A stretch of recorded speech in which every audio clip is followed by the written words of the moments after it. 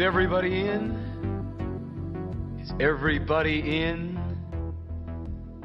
Is everybody in? The ceremony is about to begin. Good morning, all. How are we doing? Shall we not mention the football last night? As I said on the WhatsApp group, the basic laws of football are quite simply 22 men chase a ball for 90 minutes. At the end, the Germans always seem to win. Sorry about that, Gary. I was rooting for you, but it wasn't to be, unfortunately. Just gonna have a slurp of coffee. Everybody drinking coffee this morning? Oh, that's better. It's a special Peruvian blend grown on the acrid soil of the western-facing Andes. Not Nescafe. Morning, all. Yes, please. A bit of a sore head this morning. Yeah, I can understand that. Listen, England have got to come. Yeah, I'm no more confident about England progressing as I was about Germany. Peter McKenna's here as well. Morning, Peter. Good of you to be here. Thank you very much indeed. Yes, one of my many Bobcat hats that I own now. And I have to say, there's a couple. I've got I can't reach the others. I've got a couple of Bobcat hats now. There's one there actually. Just seem to have been made for my head. My massive head. I have a bowl of cereal and coffee. Good. I have to admit, I chucked down some bran flakes before we came in because I'm a man of a certain age. No coffee, about 3 pints of tea though, and cow feeding at the moment. Cow feeding. That's the way to start your Saturday morning, and no mistake. I don't know if he's lurking in the chat, but I saw that Steve Kerslake of Construction Sport was planning to join us today. There we are. Question of the day is this. He doesn't even wait for me to do stuff anymore. Gary Muirhead's taking over the show. What is everyone having for breakfast? Well, I've already done mine. Bran flakes. Bran flakes. Got to keep a man regular and all that kind of stuff. That and the fact that with my wife being away, there's absolutely sod all in the cupboard at the moment. I'm going to go shopping a bit later on today. So yes, question of the day. I'll leave that up there for just a little bit. We don't normally do questions of the day, but there you are. Here we go. Peter McKenna, that's the way to do it. Just been on the phone, so going to make a brew before getting down to the nitty gritty. Yes, I mentioned the fact that Steve Kerslake may or may not be dropping in.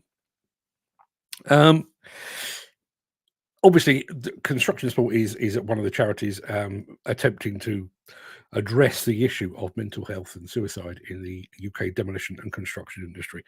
And I was thinking, obviously, we reported earlier this week that the suicide figures for the industry for 2022 was 749, 640 of the year before. So over the course of 2021 and 2022, 1,400 of our number have taken their own lives.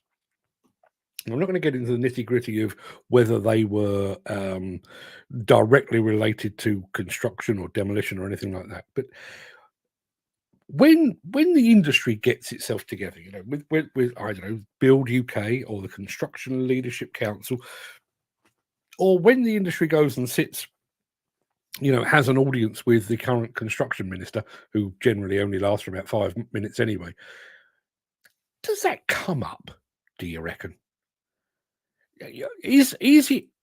Is it one of those things that's like an elephant in the room? Oh, construction output is up, and we are looking at AI and cost of build, and modular construction is the way forward, and robotics, and what about the suicide? Yes, let's gloss over that and crack on. Does anybody ever actually mention it? Does anybody ever mention it? Let's have a look. Not had breakfast in 20 years, normally a late lunch. Yeah, see, I have to admit, I was like that. But yes, as a person of a certain age, I can't be doing that anymore. Dave Wilden says men's mental health. Well, he actually says men's mental health, which makes me want to put some Guns N' Roses on. Men's Mental Health Week this week. Yeah, I was vaguely aware. Just to be absolutely clear, I'm not mentioning this because I'm not doing any of those anymore. I'm not doing Pride Month, although I support it. I'm not doing Women in Construction Month, although I support it. I'm not doing men's mental health because even though I support it, and vocal advocate for all of those things. But I don't want to be one of those people that talks about men's mental health once a year and thinks, yeah, that's it, that's the problem solved. It's not. It needs to be. But there we are. It's a national shame that nothing has been done about it. Yes, exactly that. Exactly that. My mate Phil Hayden has just popped up over on Instagram. He had sausage and egg in a tiger roll. Oh, all round to Phil Hayden's place, I reckon. Sounds like a fantastic breakfast. Proper Trencherman. Proper Trencherman. Morning, Phil. Good to see you here. What do we got? Weetabix and a bacon sandwich. That's not a bad option either. I can't do without breakfast in the morning. No, me either these days. Never used to bother, but now I kind of have to. Gary Muirhead says, have you managed to speak to our friend Craig Payton? He's doing some amazing work on the subject. I've got to be honest, and I'm going to be. Listen, you know me. I spoke to Craig, and we were planning to do something together. But I became I became a connection of his on LinkedIn, and I had to pull away. He is like a constant barrage of stuff, just constant barrage of we're going to do this meeting and we're going to do this, and in the end, it was like I can't even keep up. So unfortunately, I had to take a step back. I've got to be honest with you. I've taken a step back from a lot of people recently. A lot of like social media influencer types who I used to quite enjoy following, but man alive, it's like a constant. It's the online version of verbal diarrhea. There's a deluge of can't be bothered. Should be every day, not just a week awareness, just for companies to look good. That is exactly why I've taken a step back. I don't want to be that guy. Listen, it's not Mental Health Awareness Week until Monday, as far as I know. But we were talking about this most of last week. We talk about it in one way or another pretty much every week, and I think we should. The other point, I don't know if you've seen the podcast, but we've done one of our AI podcasts on the subject of mental health. And I'm not going to make this show about mental health, by the way, but we did do a show on that. And obviously, there was talk about things like getting more women in construction because it might make us open up, and different forms of communication and stuff. But the absolute truth of the matter with mental health, if you want to start solving the mental health issues within this industry, just change the working practices. Make sure that, and we have them in our midst. I'm not saying anybody here is suffering from mental health issues, or they may well be. Who the hell knows? But we have people in our midst here who have been picked up and put down by multiple employers, dropped at a moment's notice, sent for medicals and then not given the job, sent to start work and then told the machine isn't there anymore. All of those things. How are you supposed to have any sort of job security? How are you supposed to have any financial security? And we've also got people in our midst who are traveling up and down the country all the live long day. Literally every other day they're in a different town. How do you maintain home relationships if you're constantly away? And I wonder, I know the headline figure here is talking about suicide, because obviously suicide is kind of the worst thing within this industry right now. But I wonder, has anybody ever actually done the maths on the impact of a career in construction on marriage? I wonder just what the fallout is there. I mean, I know people that have worked away constantly and they've gone home to find out that their wife is seeing somebody else. And if you're away more than you're there, I'm not saying I condone it, but you can kind of see where they're coming from. Has anyone checked on the mental health of the poor families of Didcot and Redcar?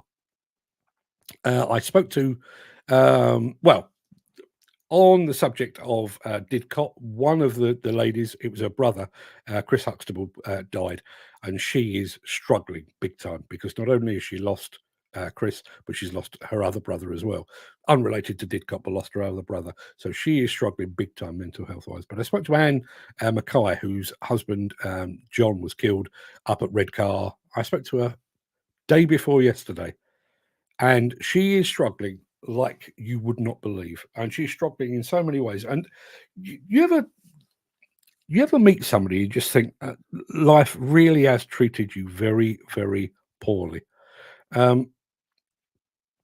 I don't know if you remember the story, but obviously her husband was in an aerial work platform. There was an explosion. He was killed in the most horrific circumstances. We're 4.5, well, nearly 5 years. It'll be September. Will be 5 years.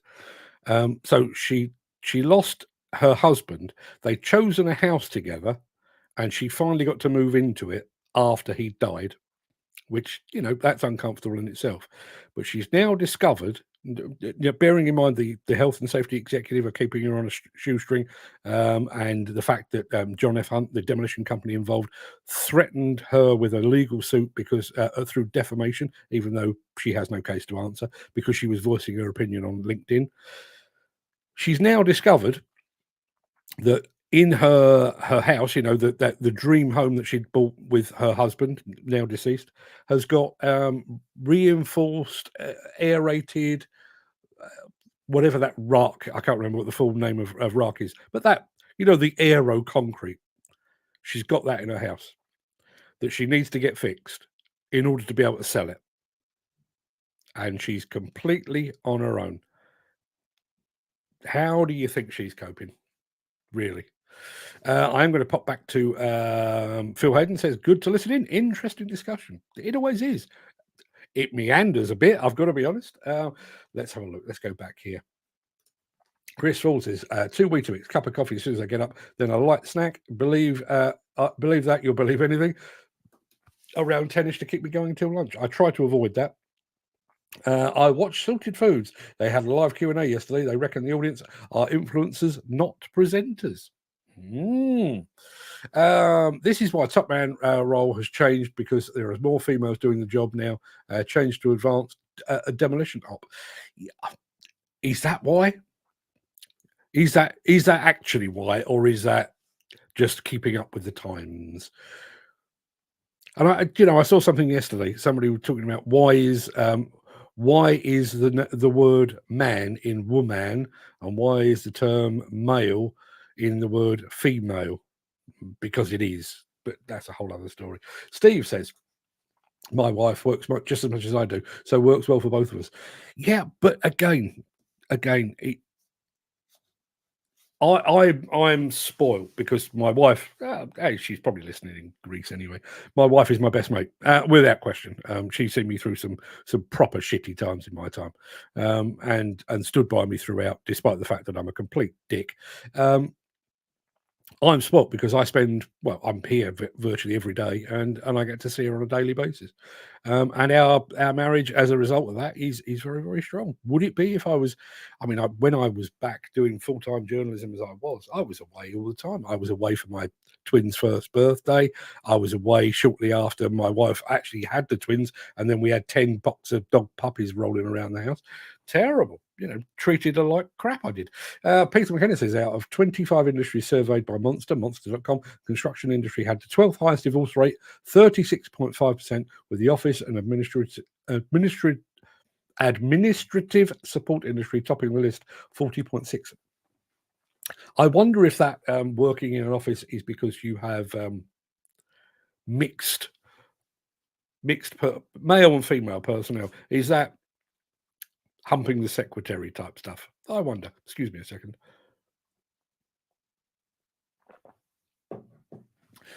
But yeah, 36.5% divorce rate in construction. I wonder why. Phil Hayden, you don't have to check in, Phil, but he's just got to move the car because his wife's going out. Back in 5. Okay, we look forward to it. Morning routine: coffee. Yeah, pretty much. That's not true. 2 cups of coffee in the morning, and then I switch to tea. Let's have a look. Jim Turner says, I'm always banging on. I feel like I'm the same here, Jim, but I'm going to do it anyway. I'm always banging on about mental health, suicide, drugs, alcohol, and diversity, but I do it in the hope that someone with influence might pick it up and develop it. I'm not an influencer or a business owner. I'm just a fella out there that lives my life with my eyes wide open to where our industry is going wrong. If I had the money, I'd put all my preaching into practice to prove my point. Yeah. I'm just going to put some music under this because I'm kind of echoing in my own ears. Let me take that right down. I wonder,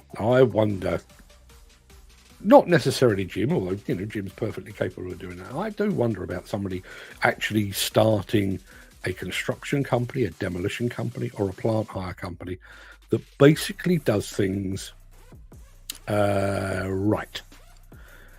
It is diverse in terms of gender and race and sexual preference. It buys into the whole notion of electrification and technology and GPS and all of the things. I wonder if somebody came along and just what's the term they use? Disrupted the industry. Never mind these slow-moving people that think, yeah, I might dabble with an electric machine 6 months down the line or 6 years down the line. I wonder if somebody came along and went, no, not waiting. We are going to go balls out and we're going to change this industry. I wonder if they would do it. And we make it up when we're together. Board games tonight with some cocktails. Board games. We've got a big box of board games in this house. It's one of those things that I duck out of very, very rapidly. Can't be asked with that. But my wife and my kids absolutely love that. Now on most sites, they don't mention handyman. It's now handy person, since women are now involved in construction. You see, this is another one of those things like PPE for women. If you ask the average woman in construction, what are the key challenges facing you? I'm gonna lay a bet here, and if you're working with any women, please feel free to ask them. I don't think they'd say ill-fitting PPE. I don't think they'd say anything about being, having top man as a job title or handyman. I don't think they'd mention any of that. I think they would mention the fact that on a lot of sites, there's nowhere for them to go to the toilet, or the fact that they are sexually abused and harassed by their colleagues, or the fact that they turn up for work and find a dildo on the seat of their excavator. I'm pretty sure that's a bigger deal than handy person over handy man. I honestly do. A manhole is an inspection chamber. No, it isn't. It's horseshit. It's horseshit to take your mind off the absolute. The truth is, all the time that the industry is ill-fitting PPE, and we need to start saying top person and inspection chamber. All the time they're doing that, they're not doing anything about getting more of the women into the industry. And as I said earlier, AI, just a blank question to my AI co-host. Would a redressing of the gender balance change the mental health issues within the industry? Yes, it would, definitely. Simple as that. I'm not a psychologist. I'm not a feminist. Well, I kind of am a feminist, but I'm not any of those things. And yet everyone on this show can see it. Everyone on this show can see it. Renaming is diverting your attention from the real issues. Peter McKenna, come stand by my side, because we're in total agreement. Dan Cullen says, my favourite day is a Monday. As you see, so many miserable guts and bored. Once I get music going, I'm on fire. Well, not literally, I hope.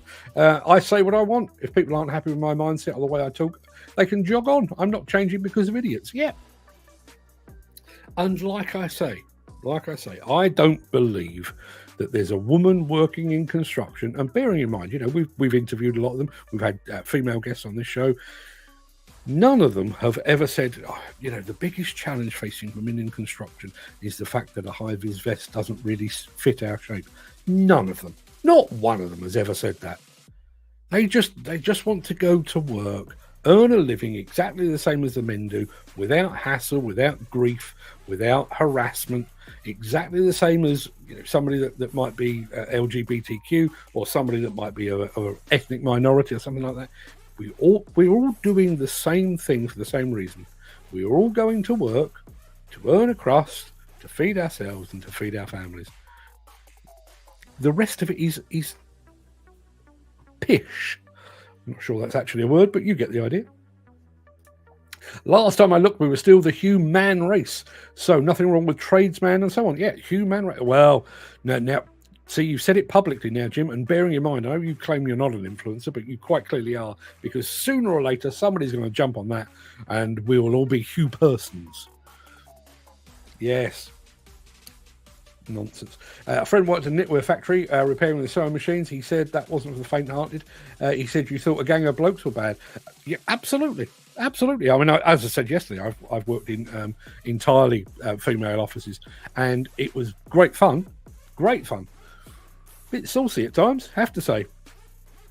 We've got a male and female toilets on site, but if a female wanted to use their toilet, they would need to empty it because it's full of toilet paper and cleaning equipment.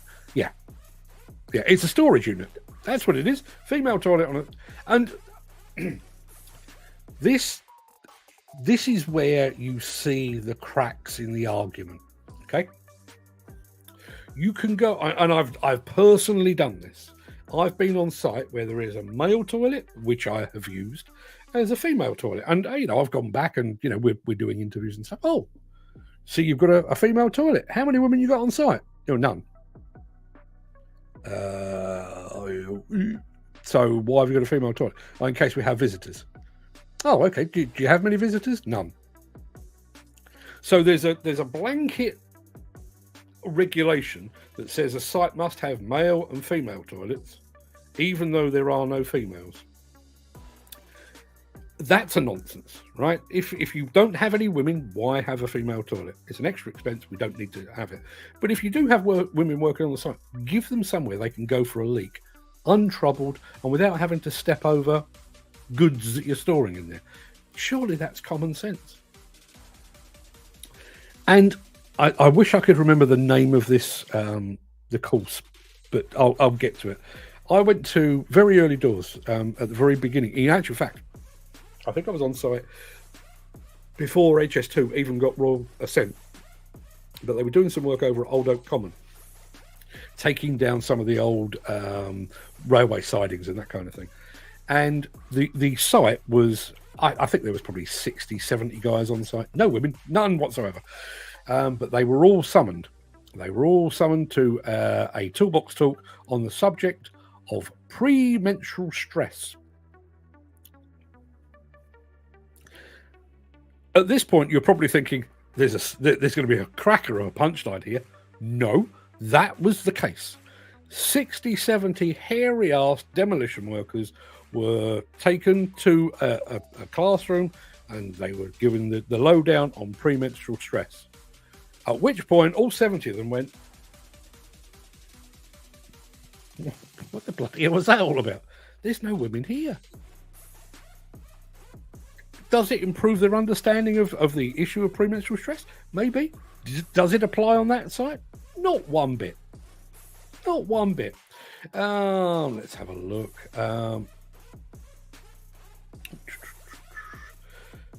Psychiatrists, divorce rate is 28.9%.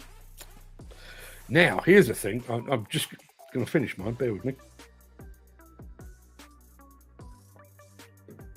My morning is coffee, vanilla milk, cereal, coffee, and then at work get another coffee before I start. Vanilla milk. There is if you go to the States, you grab yourself a cup of coffee. They have these little pots over there, and it's called French vanilla, and it's kind of halfway between cream and milk, but it's got a hint of vanilla about it. The greatest invention on God's green earth. Yeah, Phil Hayden's just said this, right? And I know he's put a sort of a smiley face at the end of it, but he's just said on Instagram, most of us already understand premenstrual stress because we're married. Do you need a training course for that? Here's the thing. You can have a child. You can get married. Do whatever all you like, but you can get married, settle down with your good lady, and you can have a baby. There's no training course for that. Yes, I realise the Americans do their pre-birth plans and all that sort of nonsense, but there's no plan for that. You can go and buy a dog, which you might have. I mean, I think ours are like 13 years old, but you can have a dog for 13, 14, 16 years on one occasion with ours. No training course for that. There's a training course for your dog to make sure it doesn't bite the postman and stuff like that, but there's no training course for that. And yet there is a training course for demolition workers to understand premenstrual stress. Anyone think that's not actually anything to do with us understanding premenstrual stress? It's more about selling training courses. I say... Sorry, I've read that with the wrong intonation. I made Steve sound very posh. I say, get and do as much as you can in your life, because you never know, and life is too short. Yeah. Lost my best mate at 47 years old. He is now a grandfather 3 times over. Only got to meet 2 of them, and one of them only briefly. And missed a whole bunch. And it's Father's Day tomorrow, isn't it? I saw on Facebook that his youngest daughter basically put a post up saying, I won't be celebrating Father's Day, I just want my dad back. 47. Yeah. Question, what's everyone's favourite day? Yeah. What's everyone's favourite day? I'll leave you all to answer. Mine, bizarrely, Friday. But not for any great reason. I think that's more because I used to work Monday to Friday, and Friday meant it was nearly Saturday. Doesn't apply anymore. I wonder if the careers officers at school are offering construction and demolition industry to females as well as males leaving school. I would lay a pound to a penny that they're not. I don't think that penny has dropped. I really don't. I kind of wonder about the way in which the selling of careers has changed. Now, when I was at school, my careers evening was done by a couple of teachers that knew us all. I mean, they were our regular teachers, and they had already spent 2, 3, 4, sometimes 5 years with us, and they understood what our skill sets were. So, I mean, I deliberately, when I took my what they used to call it, take your options. So I did things like typing, which was laughable at the time, but I took typing. I was the only boy in the class. I did office practice because I wanted to work in an office, and I did business studies as well because that's kind of the direction I was headed in. And when I took those options, the careers teacher basically said, "You're absolutely right. You're never going to be a car mechanic or a plumber or something like that. That's just not you. You've got away with words. You'll end up doing something like that." And one of them actually told me the job I'd end up doing, and she was absolutely right, as it turns out. Now, we have these careers events where you can go to the NEC and you see before you Google and Microsoft and Apple and Samsung and the NFDC. If I'm a 14, 15-year-old boy or girl and I've been dragged along to that by my mum and dad, am I really going to go and have a look at the National Federation of Demolition Contractors, or am I going to go and have a look at Apple, who everyone's heard of, everyone thinks he's sexy, everyone thinks he's cool? And I think that's even more the case I think that's the case if you're a boy. I think if you're a girl, I think that's even more the case. And anybody know the comedian Al Murray does the pub landlord? That's one of his things, points at a woman in the audience. What do you do for a living, love? And she says, "Oh, I'm a psychotherapist secretary." Because that's how things used to be. If you're a girl, you're a secretary. You're working in an office answerable to a man. Doesn't need to be the case. But how many women are aware that there is a career in demolition and construction for them? How many teachers and careers advisors are aware of that? And how many demolition and construction companies are actually going out to schools and to colleges saying, come on, we've got a fantastic job for you here. Look at this. The young do not want this career. It's dirty and tough, says Phil Hayden. They want office-based and local to home. Yeah, they do. That being said, office-based and local to home, and I think this is another area where the industry has missed a trick. When you think about demolition and construction, you do tend to think of hard hats, jeans, work boots, dirt under your fingernails and all that kind of thing. But you think about the average demolition company. How many people are on site compared to how many people are back in the office doing, tendering for work, doing the admin for work, doing the invoicing for work, and all of the things. I mean, things like compliance and legal and everything else. There's a huge amount of work that goes on in a nice air-conditioned office, miles away from site, where it's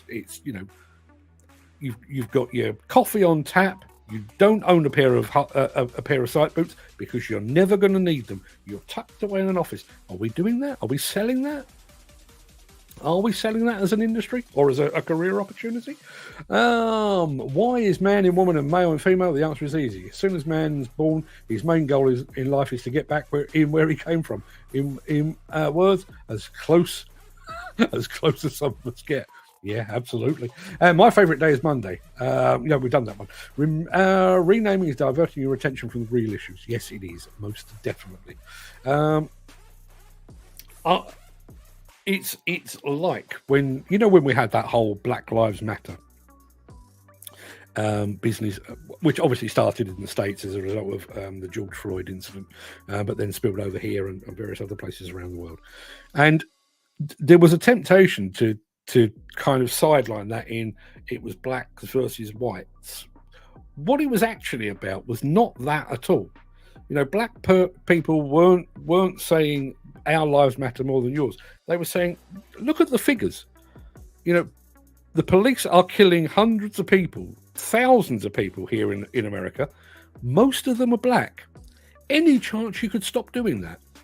And, people walking up and down the streets of London carrying placards, Black Lives Matter, and people saying, we need more black faces in Parliament. Yeah, maybe we do. But the absolute bottom of that argument was, please stop killing our young men because, they're better off alive. Last time I looked... Oh, no, we've done that one. Done that one as well. I don't know why I'm doing them all out of order here.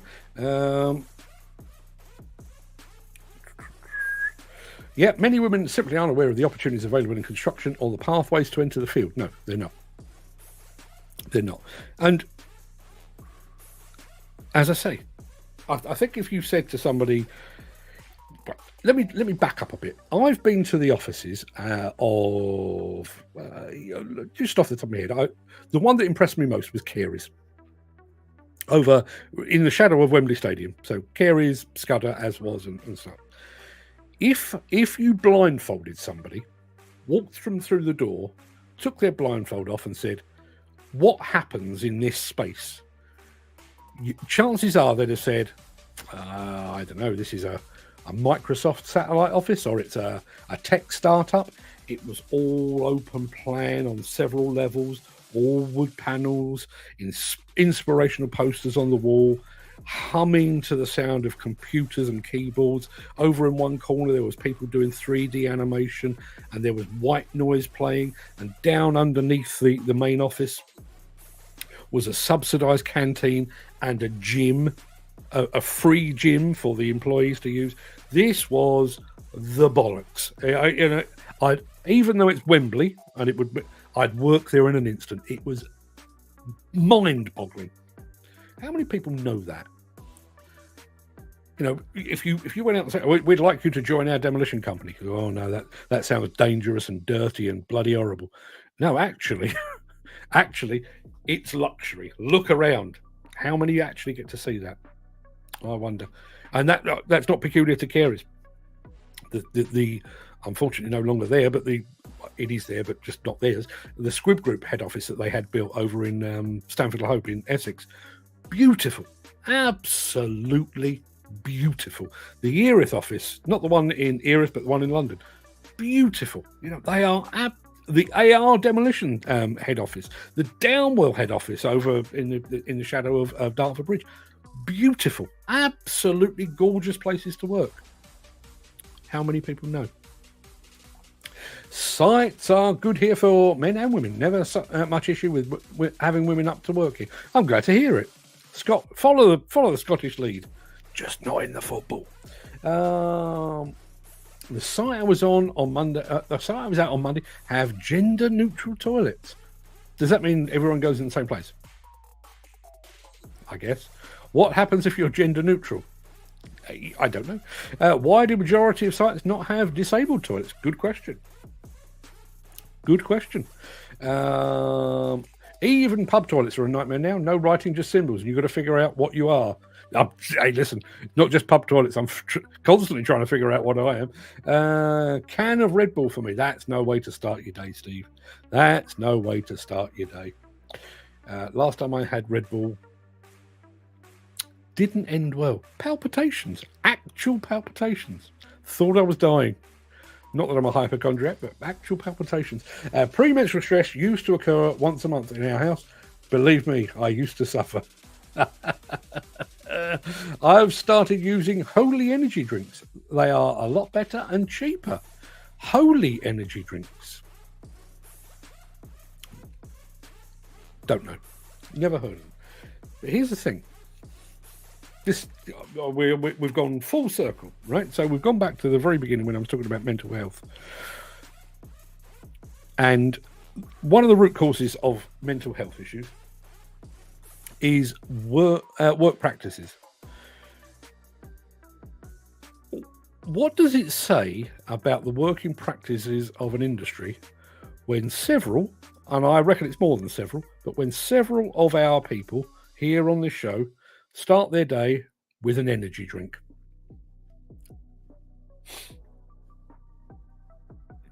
I'll leave you to fill in the gaps. Samir Rocks over on Instagram says, hello, Samir Rocks. I'm sure Samir does rock indeed.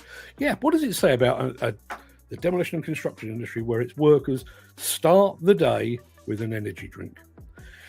Do you think that if the powers that be knew that, they might take a step back and go, do you know what? Maybe we're working these blokes and these ladies a little bit too hard. If they are dependent on energy drinks to get them started in the morning, maybe we should start a bit later. Maybe we should finish a bit earlier. Maybe we should be a little less demanding. Do you think they'd say that? No. No. Favourite day, according to Gary Muirhead, holiday. Well done. What about it's... Hang on a minute. I'm struggling to read this. What about the its that want women's products available for them because they have determined themselves to be a woman? They have mysteriously started having periods. Is that a thing? I can't keep up. I can't keep up. And I'm not going to be dragged into this because, you know, I really don't want to get dragged into this. You know this thing about pronouns? At what point does that matter? You know, I'm still seeing it on LinkedIn profiles. I identify as he, she, he, him, whatever it might be. I'm speaking to, I don't know, there's 20, I don't know, 30, 40 people here. And I'm talking to you.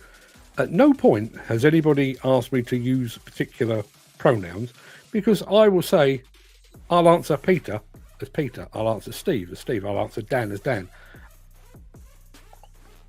Who's that for? What possible impact does that have on a conversation? As far as I'm concerned, it doesn't have any at all. Thursday, says Steve, always good when money goes into the bank account. Ah, yes.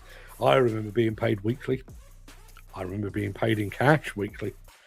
Actual cash. Peter McKenna says, how the hell, sort of, do men have periods? Well, I guess if you can identify as an alternative gender, then maybe you can identify as having their ailments is not the word, but their issues. I don't know. I really don't know. I can't drink energy drinks as they are a factor to heart issues. I see guys drinking them by the gallon. No wonder people have to go to the doctors and so on. These companies are getting richer. Yeah. Listen. I mean, as I say, I had a night on Red Bull, and yeah, not good. Really not good. Phil Hayden, here you go. This should be hung above the door of every recruitment agency. It doesn't matter if you do your job well. Just turn up, be productive, and join in. Yeah, well said, sir. Well said. We had career events when I was at school in the 80s. Nothing new. We didn't. My careers event was we were summoned into a classroom one at a time to sit down in front of two teachers, and it was, okay, Mark, what do you fancy doing for a living? And I said, I'd like to be an accountant. And one of them giggled, and the other one said, don't be stupid. And the one that was giggling finally got herself under control and said, no, you will end up as a journalist or you will be in advertising. Yes. She knew me way better than I knew me. See where they raised the minimum wage in construction up 4%. What a laugh. That is 4%. Sod all difference. Yeah. And never mind the fact that, you might end up committing suicide, or you might be killed in the course of your work, or you might encounter asbestos and contract a terminal disease. Yeah, 4%. 4% seems perfectly reasonable. I'm just going to pause very quickly because Ed Butler's just joined us. Yaki Dart and good morning. Morning, Ed Butler. We now have the dynamic duo in full effect. I shared a great interview the other day. The lady plant operator telling her story of how she got into the job. And if our industry had gone into schools and shown her the jobs that are out there, she'd probably gone straight to doing that instead of the years in between where she was doing something else. Yeah. I know one of the people that we always point to in this industry as something of a beacon of hope in all the gender inequality. It's Katie Kelleher. Katie was doing recruitment advertising and various other bits and pieces. She ended up in construction out of sheer desperation. It wasn't a great life choice. I mean, when I interviewed her, she said, I didn't walk around the streets of London thinking, oh, look at that tower crane. I'd love a piece of that. None of that whatsoever. None of that at all. It was just sheer desperation. That's the only way she ended up here. She's gone from strength to strength, admittedly. Gary Muirhead says, Black Lives Matter don't just matter. Black Lives Matter don't just matter. Every life matters. Yeah, absolutely. Absolutely it does. There's a link there that I'll check out after the show. Just like cyclists, they are targeted members of society. I don't know if we're talking about women or black people or any of those things. Garvin at Mostly Diggers just joined us. Good morning, fella. Hope you're fitting well. I drink them because I like the taste. I don't think it does anything. I'm going to do that. Favourite day is payday, says Jim Turner. Yeah, I wouldn't argue with that. And coffee is just as bad, and cream cake is just as bad. Yeah, but coffee and cream cake. Does life get any better than that? Does it? In my honest, I believe all bullshit gender and pronoun crap started during lockdown. The world is fixed by these wallies.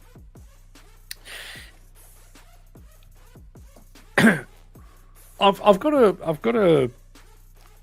What was the thing? I think it may have been Rodney King. You remember Rodney King got beaten up by the Los Angeles police, and it led to the LA riots and various other bits and pieces.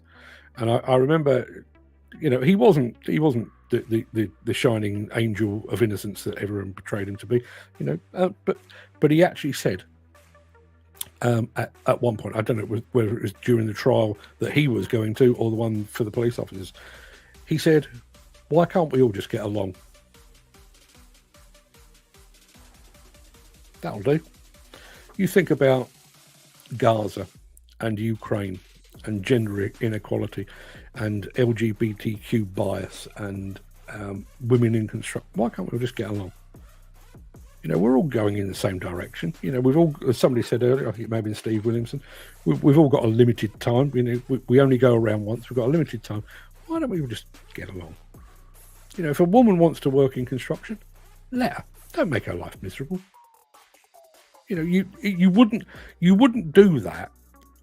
Yeah, I mean that, and it's really it's one of those things that's really stuck with me. You know, one of the ladies that I've spoken to, very good excavator operator, does a fine job. You know, she turns up for work on a regular basis.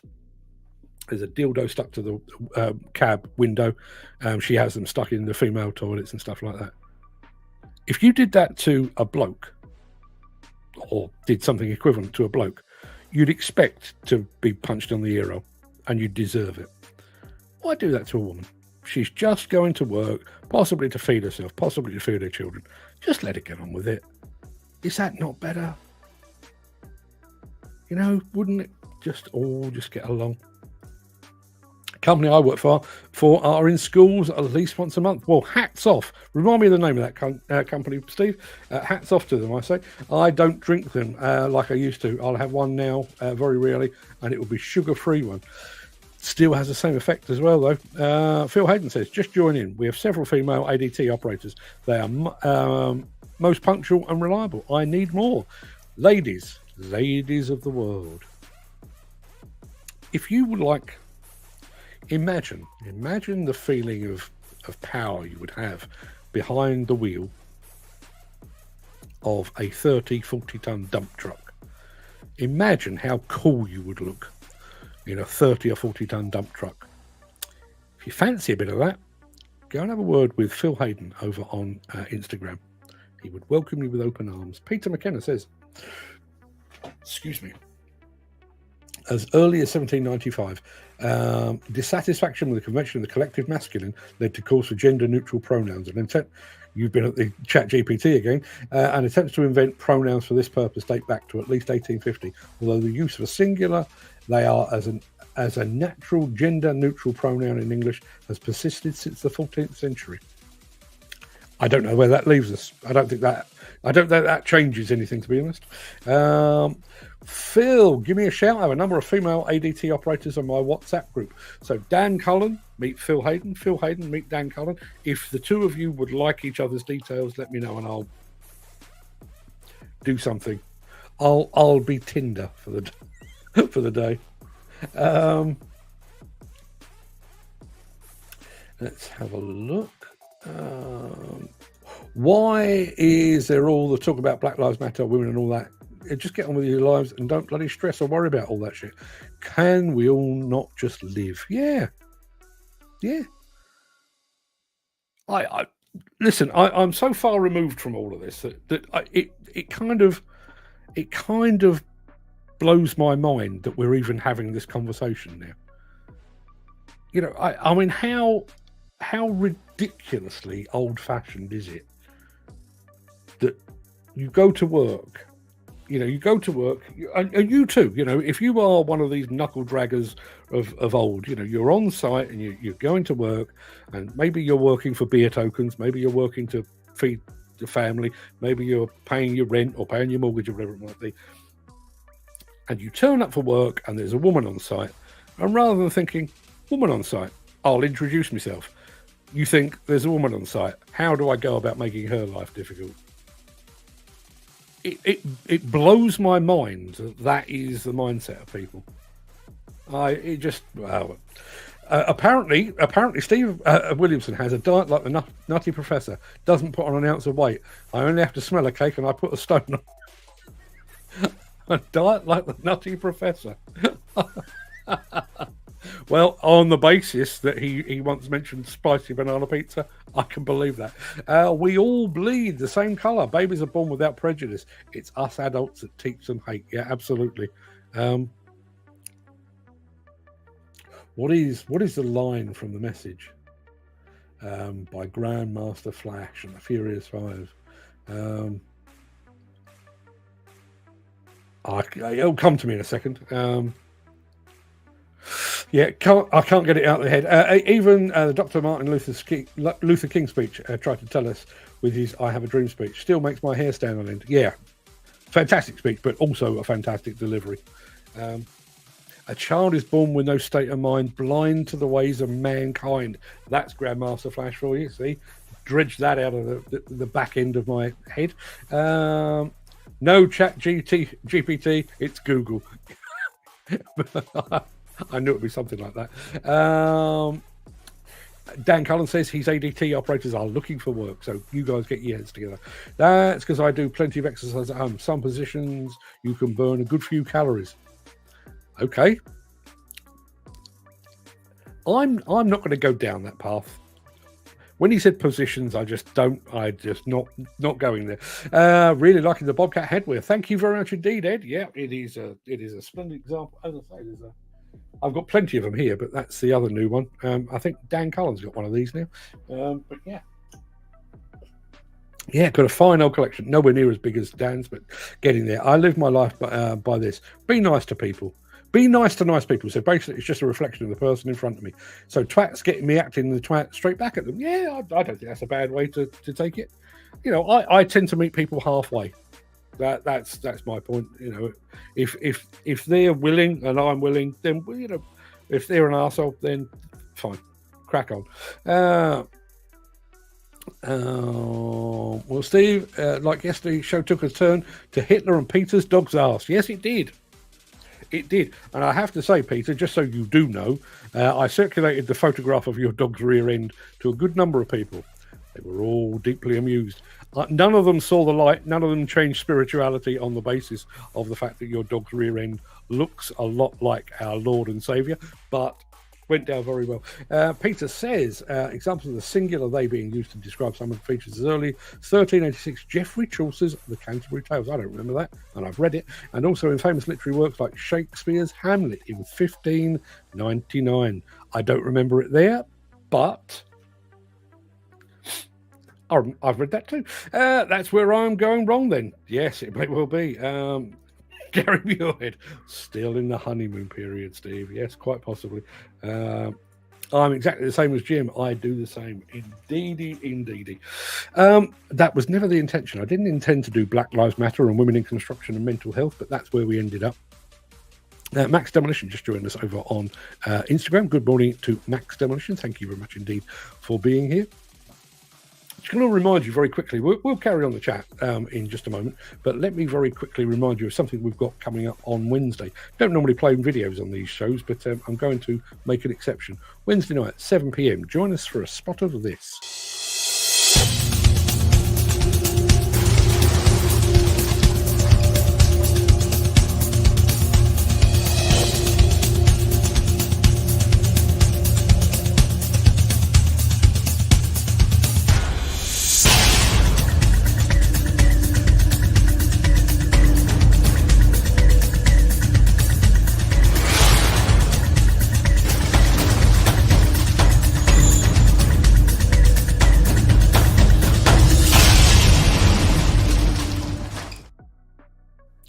Yep, 7 p.m. on Wednesday evening. We'll be joined by Gilles Ronnet from Caterpillar. See, Caterpillar hanging out with us. How cool is that? Gary Muirhead has just asked, have we blown the dust off the fishing rods yet? Yes. Yeah, in actual fact, all things being equal, I won't be able to do it today because I've got a lot on, but I'm planning to pop to the fishing tackle shop. Got to get myself some new line. Need some new hooks as well because the old ones are, well, old. And I can't rely on them, and I'm bad enough at fishing. I can't leave things to fate. So yeah, got some new line to buy, new hooks to buy as well. But no, the gear is all in good order. It was packed away as it should have been at the end of last season. So yeah, all ready to go. Stevie, in 10, 20 years time on a Saturday social, would you still say you're burning calories? Probably not. Do you think this will still be going in 20 years time? Bloody hell! Can you imagine the state I'll be in 20 years' time? Morning, everyone. Why am I here again? Who are you all? What were we talking about? Oops, I appear to have wet myself. Yes, that's going to be a fun show, no mistake. There is a fantasy as old as the modern gay rights movement that if all our skins turn lavender overnight, the majority, confounded by our numbers and our diversity, and recognising a few of our faces, would at once let go of prejudice forevermore, says Ian McKellen. Imagine if we all woke up tomorrow and we were all lavender colour. I'd quite like that. I would quite like that. I own quite a lot of purple. Purple is my favourite colour. I own a lot of purple clothing. I reckon a nice lavender hue about the face. I think that would set off my clothing very, very well. Phil Hayden just said a Joe Biden moment. I seem to be having Joe Biden moments quite a lot. Thankfully, I'm not having any Donald Trump moments, which apparently are a whole lot smellier, but that's a whole other story. Yes, so just as a very quick reminder, I got my reminder. Here's how this works. So I've been telling you all about Hillhead and how you must be there in just over a week's time. I got a reminder yesterday that I haven't registered. I have now. Sorry, Steve Adam and everybody else at QMJ. Yes, I've been banging the drum. You must pre-register. It'll get you through much earlier and quicker and everything else. Didn't do it myself. Didn't take my own advice, but I've done it now. If anybody is going, I'll come back to Peter McKenna in a minute. Yeah, if anybody is going to Hillhead, please let me know. I know there's going to be a meeting of the National Federation of Demolition Contractors, Midlands and Wales region up at, I think they're actually doing it on the Sanny stand. I'm not invited. I wouldn't go even if I was, but apparently that's the thing that's happening. What did you think? What did you think of the Demolition News rave tune, Mark? The what now? Oh, I know what it was. Yes. No, I did see it. Yes. It was weird, right? Because it did say Demolition News. Nothing to do with me. There is a Spotify playlist for Demolition News. That was nothing to do with me. I listened to the first 30 seconds of it and got a headache and went away. But yeah, I'd love to go, but won't make it. Well, Dan, I will be doing my level best to collect some hats if I have the time. Jim Turner says, I haven't registered yet either. I would strongly recommend it. I mean, Jim, you're a veteran. You know how these things work. You can just turn up on the day. It's a free show. You can turn up on the day. The problem with turning up on the day is you're then stuck in a queue, which is a pain in the rear end. If you do pre-register, you can just flash your card or flash your barcode and you're straight through. If you are going, I would strongly recommend that you do pre-register. Somebody over on Instagram who Odechin has just joined, has said something in Japanese or Chinese, and is now listing NPK, Okada, Toku, Furukawa, Sakoto. But what are you doing? What are you doing? Is that your idea of advertising? Do you think somebody's going to look at that and go, oh, yes, I need me a Sakoto product? I don't even know what Sakoto do. Not working, my friend. Not working. You may as well go and spend your money elsewhere. Yeah. So I was playing last night. I don't even bother with transitions anymore. I was playing last night with AI again.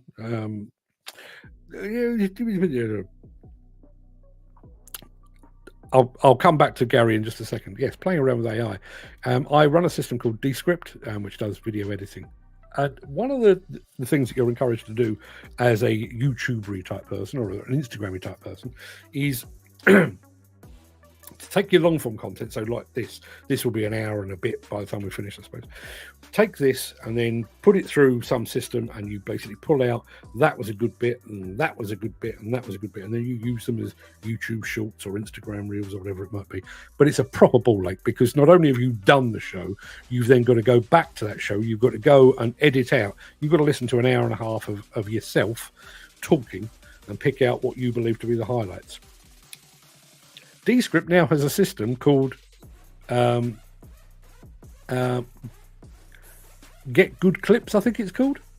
And you basically press a button and it says, what would you like your clips to be about? So today, if I put in something like women in construction, it would go in, it would listen to the entire thing, and it would pull out 4, 5, 6 links, or 6 bits. It would describe the content. It would produce it on a vertical video based on it. It's going to save me ages. So if you start to see me producing more vertical content, You'll know why. I'm going to go back to Gary Muirhead, who says, have you got any updates on Didcot, or is it still nothing? It is still nothing. Nothing at all.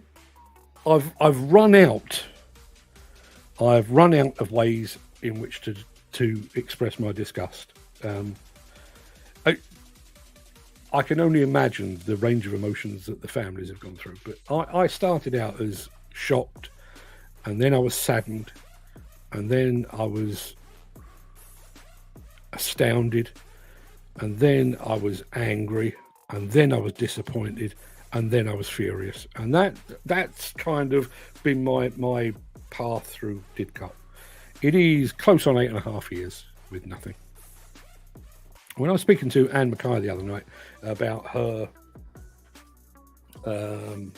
ongoing investigation case with the HSE, one of the things that struck me is the fact that there doesn't seem to be any kind of prioritization. And I mean, I don't know quite what the working system is with the HSE is, and obviously it's a big beast, and but I would have thought, 4 people were killed here. It was mentioned in the House of Commons.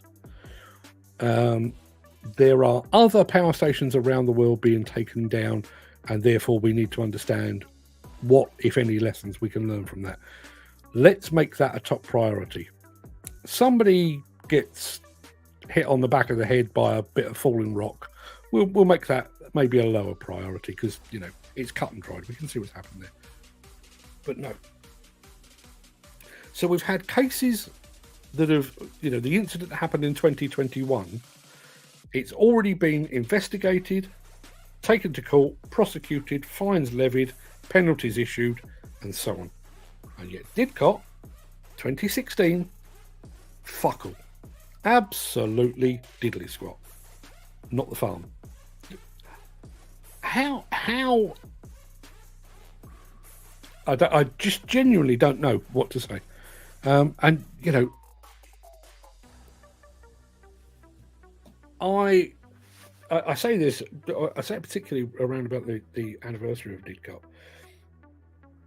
I'm the wrong bloke for this job. I mean, I had, I don't know, 3/4 of an hour, I suppose, on the phone with Anne Mackay the other night. Who the hell am I? I'm a keyboard jockey. I don't carry any real heft or influence in the truest sense. I don't. I mean, I've got an audience, and I've got an audience that are loyal, and largely we see eye to eye and everything else. I can speak to the higher ups in the industry and everything else, but I can't do anything. I can't make that red car investigation go any quicker. I can't make John F. Hunt see sense and meet Anne Mackay halfway. I can't make the police prosecute. I can't fix the rock in her house. You just find yourself completely and utterly helpless. And I genuinely wish there was something I could do. One of the things I suggested to Anne is, I wonder if there is scope for some kind of almost like a demolition equivalent of the Lighthouse Club. Unfortunately, demolition does kill people on a pretty regular, not regular, but we kill several people each year.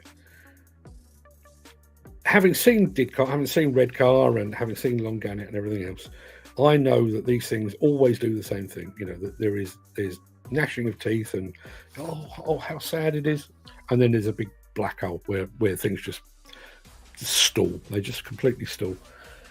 And you've got a lady there. Well, she had a bleed on the brain not so long ago. Lost her husband. Got a house that she can't sell because of this aerated concrete she's got in it. Yes, so many things. Bearing in mind, a couple of £1,000 might just set her straight for the time being. And now a couple of grand to John F. Hunt, they'd probably find it down the back of the sofa. But would a demolition fund not be a good idea? Just to get people over the hump. And unfortunately, it's a long hump. You've got 4 families at Didcot that have probably been having to watch their pennies for 8.5 years. You've got Anne and the wife of Tommy, who was killed at the same time. Exactly the same. Would it not be an idea to have a fund that just said, look, never mind admissions of guilt, never mind prejudicing court cases or anything else. Here's this. If you need any help paying your bills, let us know. But here's this. Hopefully that will keep things going. But no. In actual fact, the absolute truth is, as I said, Anne's been threatened with being sued over defamation just because she continually and consistently voices her opinion on LinkedIn. Surely a grieving widow has got that right, hasn't she? If her husband, and bearing in mind the circumstances, and I don't know that I'm not pointing the finger of blame here, so I'm just telling you the circumstances. Her husband, John McKay, was a professional access platform, a mute operator. He was working for, I think, Nationwide or something like that, and he was basically sent to a demolition site. Now, in order for me or for you to go onto a demolition site and do a job of work, you need demolition qualifications. This guy had, as far as I'm aware, access platform qualifications. But he was in a man basket atop a chimney with a demolition worker, and it exploded, and they were both killed. Should he have been there? Should he have had specific training? Asking the question. Ed Butler says, would like to have gone to Hillhead for the day, but work is just too full at the moment. I'm on holiday in July with the family. I'll see if I can get you a souvenir as well. Don't worry. Have a wonderful Saturday and rest of the weekend. Shop coming this evening. Bag packed for tomorrow again. And weekend too short. See you all Monday, ladies and gentlemen, if anyone's looking for work. And Phil, yes, indeed. Shirley, don't call me Shirley. There must be a timescale for this. Just can't go on forever. There is not. In America, and I'm not sure whether this is a regulation or just an accepted way of doing things. If there is a fatality on site, 18 months. It's investigated, it's prosecuted, the case is closed, fines are levied, people are jailed, whatever it might be. 18 months. Here in the UK, open-ended. Just open-ended. Just, if it takes 10 years, it takes 10 years. I mean, Jesus Christ. I mean, can you imagine? And one of the things I was trying to get across to Anne when I was speaking to her, and I know this is an analogy I use all the time. I tend to sort of boil everything down to, I said the other day about immigration and stuff. If somebody knocked on my door now and said my husband is abusing me, I'd say, come in, love, sit on the sofa, here's a cup of tea, excuse the dogs, here's a cup of tea, and let's phone the police and get you sorted. I'd say exactly the same. We've got here a lady who has lost her husband. She's had a bleed on the brain. She can't work in the same way that she used to, so she's got financial issues. She's living in a house that is full of concrete that should never have been used in the first place, but it's there and so on down the line. All of that is happening. You would have thought that just pure humanity would have gone, yeah, love. We'll whether it's financial or an arm around the shoulder, you would have thought that somebody would have said, we'll help in some way. I mean, bearing in mind, and I don't know how aware they are of her current circumstances, but bearing in mind, she's got an issue of this rark in her house. She lost her husband to a company that works in demolition and construction and everything else. Who better to come along and fix that? That's not admitting any liability. It's just, don't worry, love, we'll sort you out. Leave that with us. We'll get that sorted for you. Would that be hard? Probably a couple of days' work. Probably cost them a couple of £100. Really that hard? Would that be difficult?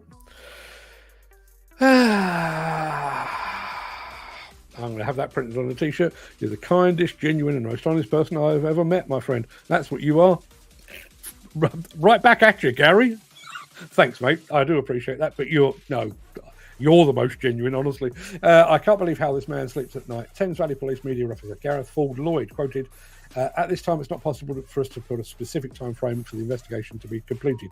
The dedicated investigation team will continue their work to ensure a thorough investigation is completed in the interests of justice and to deliver answers to the family. And that, you feel free, check back. You're using Google, check back. That is almost verbatim, almost word for word, exactly the same thing that they do, that they say every single year. The anniversary rolls around. Yes, we're aware of the time it's taken, but we need to be thorough, and we're constantly liaising with the families, and the families don't want liaison. They want action. They want closure. They want justice. Liaison is a fuck word. It means nothing. It's the same as I've said about awareness. I've been talking about mental health awareness. It's like somebody mentioned inspection chambers and manholes earlier.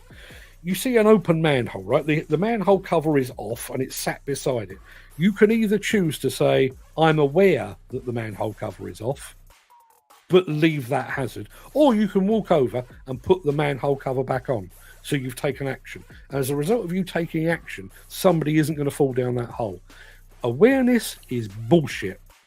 Liaison is bullshit. It just is. Action, justice, closure, all of those things are what are required. And my mind is constantly blown, but it blows my mind that the health and safety executive, those at Thames Valley Police, are unaware of that. And I know they have a bigger picture to look at, but the National Federation of Demolition Contractors and the Institute of Demolition Engineers are currently doing a roadshow in conjunction with the Health and Safety Executive. The same Health and Safety Executive that is continually failing to provide closure to the families of workers within the NFDC. Didcot, the job was being done by Coleman and Company. Whether they are liable, whether they were responsible, we don't know because we don't have the answers. The red car incident was done by John F. Hunt. Whether they were responsible or negligent, we don't know because we haven't got the answers. But you've got the NFDC and the IDE basically sitting down and being pally-pally with the same people that are failing the families of their members. I'm not Scottish, but there is an expression that I love that the Scots use: get to fuck. There is no way I'm sitting down. Oh yes, the HSE, aren't we all pally-pally? Anything happening with Didcot? No? Never mind, I'm sure you'll get round to it one day. Fuck that. No way am I doing that. Mark, you're one of the most genuine people I've ever met, alongside many guys I've met due to you and your show. Stop, I'm not welling up at all. Mark, should we get to a GoFundMe? The lady deserves it. She does. It's one of those things, isn't it? It's I could start it and what have you, but I'm always very, very conscious of these things, of trying not to tread on anyone's toes. In the aftermath of Didcot, and I know a lot of you know this, and Gary, before you ask, yes, I am working on episodes or volume 3, but in the aftermath of the Didcot disaster, I didn't write, that's a lie. I basically pulled together a bunch of stuff, what I'd written, put it into a book called A Sight for Sore Eyes. I sold it. Profits from that sale went to the families of 3 of the Didcot families. One of them didn't want to be involved. But before I did that, I went to Coleman and Company. I spoke to Mark Coleman, who was, distraught at the time. I said, look, Mark, I want to do this thing. Are you okay with that? Yep, crack on. I spoke to the families, or I spoke to a couple of people that were allied to the families and said, look, I'm going to do this. Are you okay for me to do it? And they said yes. So I went ahead and did it. And that's where I find myself now. I'll have a word with Anne and see if we can possibly do something. I don't know quite what, but maybe we could. I'll keep you posted on that. 90% of people wouldn't put the lid on. Yeah, and I do think, particularly in this industry, I go back to this idea of deflection and everything else, particularly with mental health. If you really wanted to solve the problem, you would if I ran a construction company and I had an increase in issues of mental health among my workforce, call everybody together and say, okay, guys and girls, what could we do to make your life easier? And, it might be, working at weekends is really hard. Working the hours that I do is really hard. Having to work away, I'm working I live in London, but I'm working in Scotland, but your company is actually working in London. Would it not be better for me to, things like that, things that would make, could you give me some assurance that, the company is in financial, on a financial sound footing, so I don't have to worry about where the next bill's being, the next pay packet is coming from. That's what you do. But that's not what the industry does. What the industry does is take to LinkedIn and Facebook. Yes, we have a mental health first aider. You wouldn't need one. You wouldn't need one if you addressed the mental health issue in the first place. If you could find some way of making the ultimate reliable excavator. Imagine there was an excavator that just didn't go wrong, had no hydraulics, no moving parts, and I realise that's a ridiculous thing to say, but it basically had 100% reliability. You wouldn't need a fitter standing by to put it right. Exactly the same with mental health. If you create a work environment where you're not putting your workforce under stress and mental strain, you wouldn't need a mental health first aider. You wouldn't need a mental health awareness course. You wouldn't need to employ the services of mental health professionals because the problem wouldn't be there. It really is as simple as that. This is like a big black cloud hanging over our industry until we get an outcome to all these issues. Yeah, it is. And listen, I was talking to somebody earlier this week about that very thing. How many? Well, I mean, the estimate was when Didcot happened, there was about 20. No, there was less, about a dozen UK power stations scheduled to come down for the same reason as Didcot came down, meeting fossil fuel, or doing away with fossil fuel power stations. But around the world, there were more than 1,500. And I've said this before, everywhere I go now, I am asked, what's the latest on Didcot? And that applied in America, it's applied in Japan, in Sweden, in Germany, in France, in Spain, in Italy. Everybody asked me the same thing because to this day, and I have my issues with the UK demolition industry, or parts of it, but to this very day, the UK demolition industry is held as an example of how things should be done. So when somebody gets the job to take down a power station, we are looking to the UK for leadership and guidance, like we had with Mike Keogh the other night on the show that we did on Wednesday evening. You're looking for somebody that's going to say, we've been there, we've done that, here is our experience. There are 1,500 potential death traps, power stations to come down, and because of the Thames Valley Police tardiness and the failure of the health and safety executive, we are sending 1,500 crews to work on a death trap, not knowing what might bring the whole thing down on their head. That's the truth. And nothing at all. Steve says, I wouldn't be where I am in a way if it wasn't for you and Fred's work. Two friends I'll always have met a few times. Yeah, always have met a few times. The feeling is mutual, Steve. Listen, I'm not doing the Mutual Appreciation Society here. We love what you do, and therein lies the other side of this coin. I've unfollowed a lot of influencer types on LinkedIn and Facebook and various other bits and pieces partly because I just don't enjoy their stuff any longer and stuff like that. But there are those that I mean, I see Steve and I see Ed a little bit less regularly, but I see those guys, and we turn up with our cameras, they've got their cameras, and we just have a fine old chin wag. I point the camera at Steve points the camera at me, we all have a good giggle and we go about our business. Whereas others, it's top secrets, and and how do you do so and so? Well, I'll take a note of that, and then I'll go and steal it. When I showed somebody 3 years ago how to use a particular app to make your videos look a bit sexier, and I clearly didn't teach him particularly well, because there are, I don't know, 10,000 different templates that make your videos flash in, and there's music and there's effects and everything else. He's only ever used one, but he's basically stolen that. I don't. It's a public platform. I don't care, but he's taken that. And it's like, oh, look at, you didn't come up with that. You just nicked it. Mark, speak to her and ask if she's okay for a GoFundMe to be set up for her. I will do that. I will do that indeed. In actual fact, I am. Part of the reason for speaking to her this week was because I'm planning to get her and possibly one of her relatives or one of her husband's relatives on a podcast at some point. So I am keeping in very close contact. About 50 people walked past an open gully. It wasn't till me tracking past. I passed it. I had to put the lid on.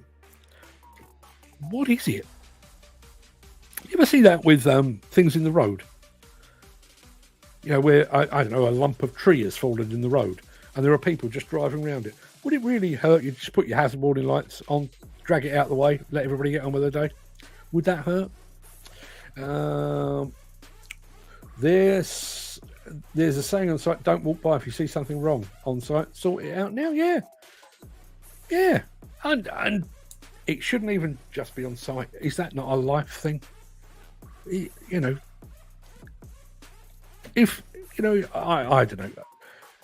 I'll give you an example. When it's wet out, I've got a BP Express petrol station. It's my nearest, so I go there on a fairly regular basis. But when it's wet out, they've got quite a shiny floor, so they put these mats down, so they catch the water off your feet, and they do away with a slip hazard. Absolutely fine.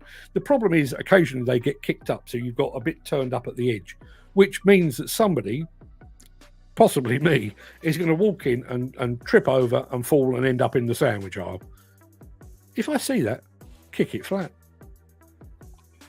I'm not waiting for a medal to be given for that, but how would I feel having spotted that, walking past, and then the next old girl that walks behind me ends up in a heap on the floor? You'd feel terrible. Kick it flat. How hard is that? What did that cost? We shouldn't need a bloody sign. I mean, how stupid are some people? It's shocking. Yeah, indeed.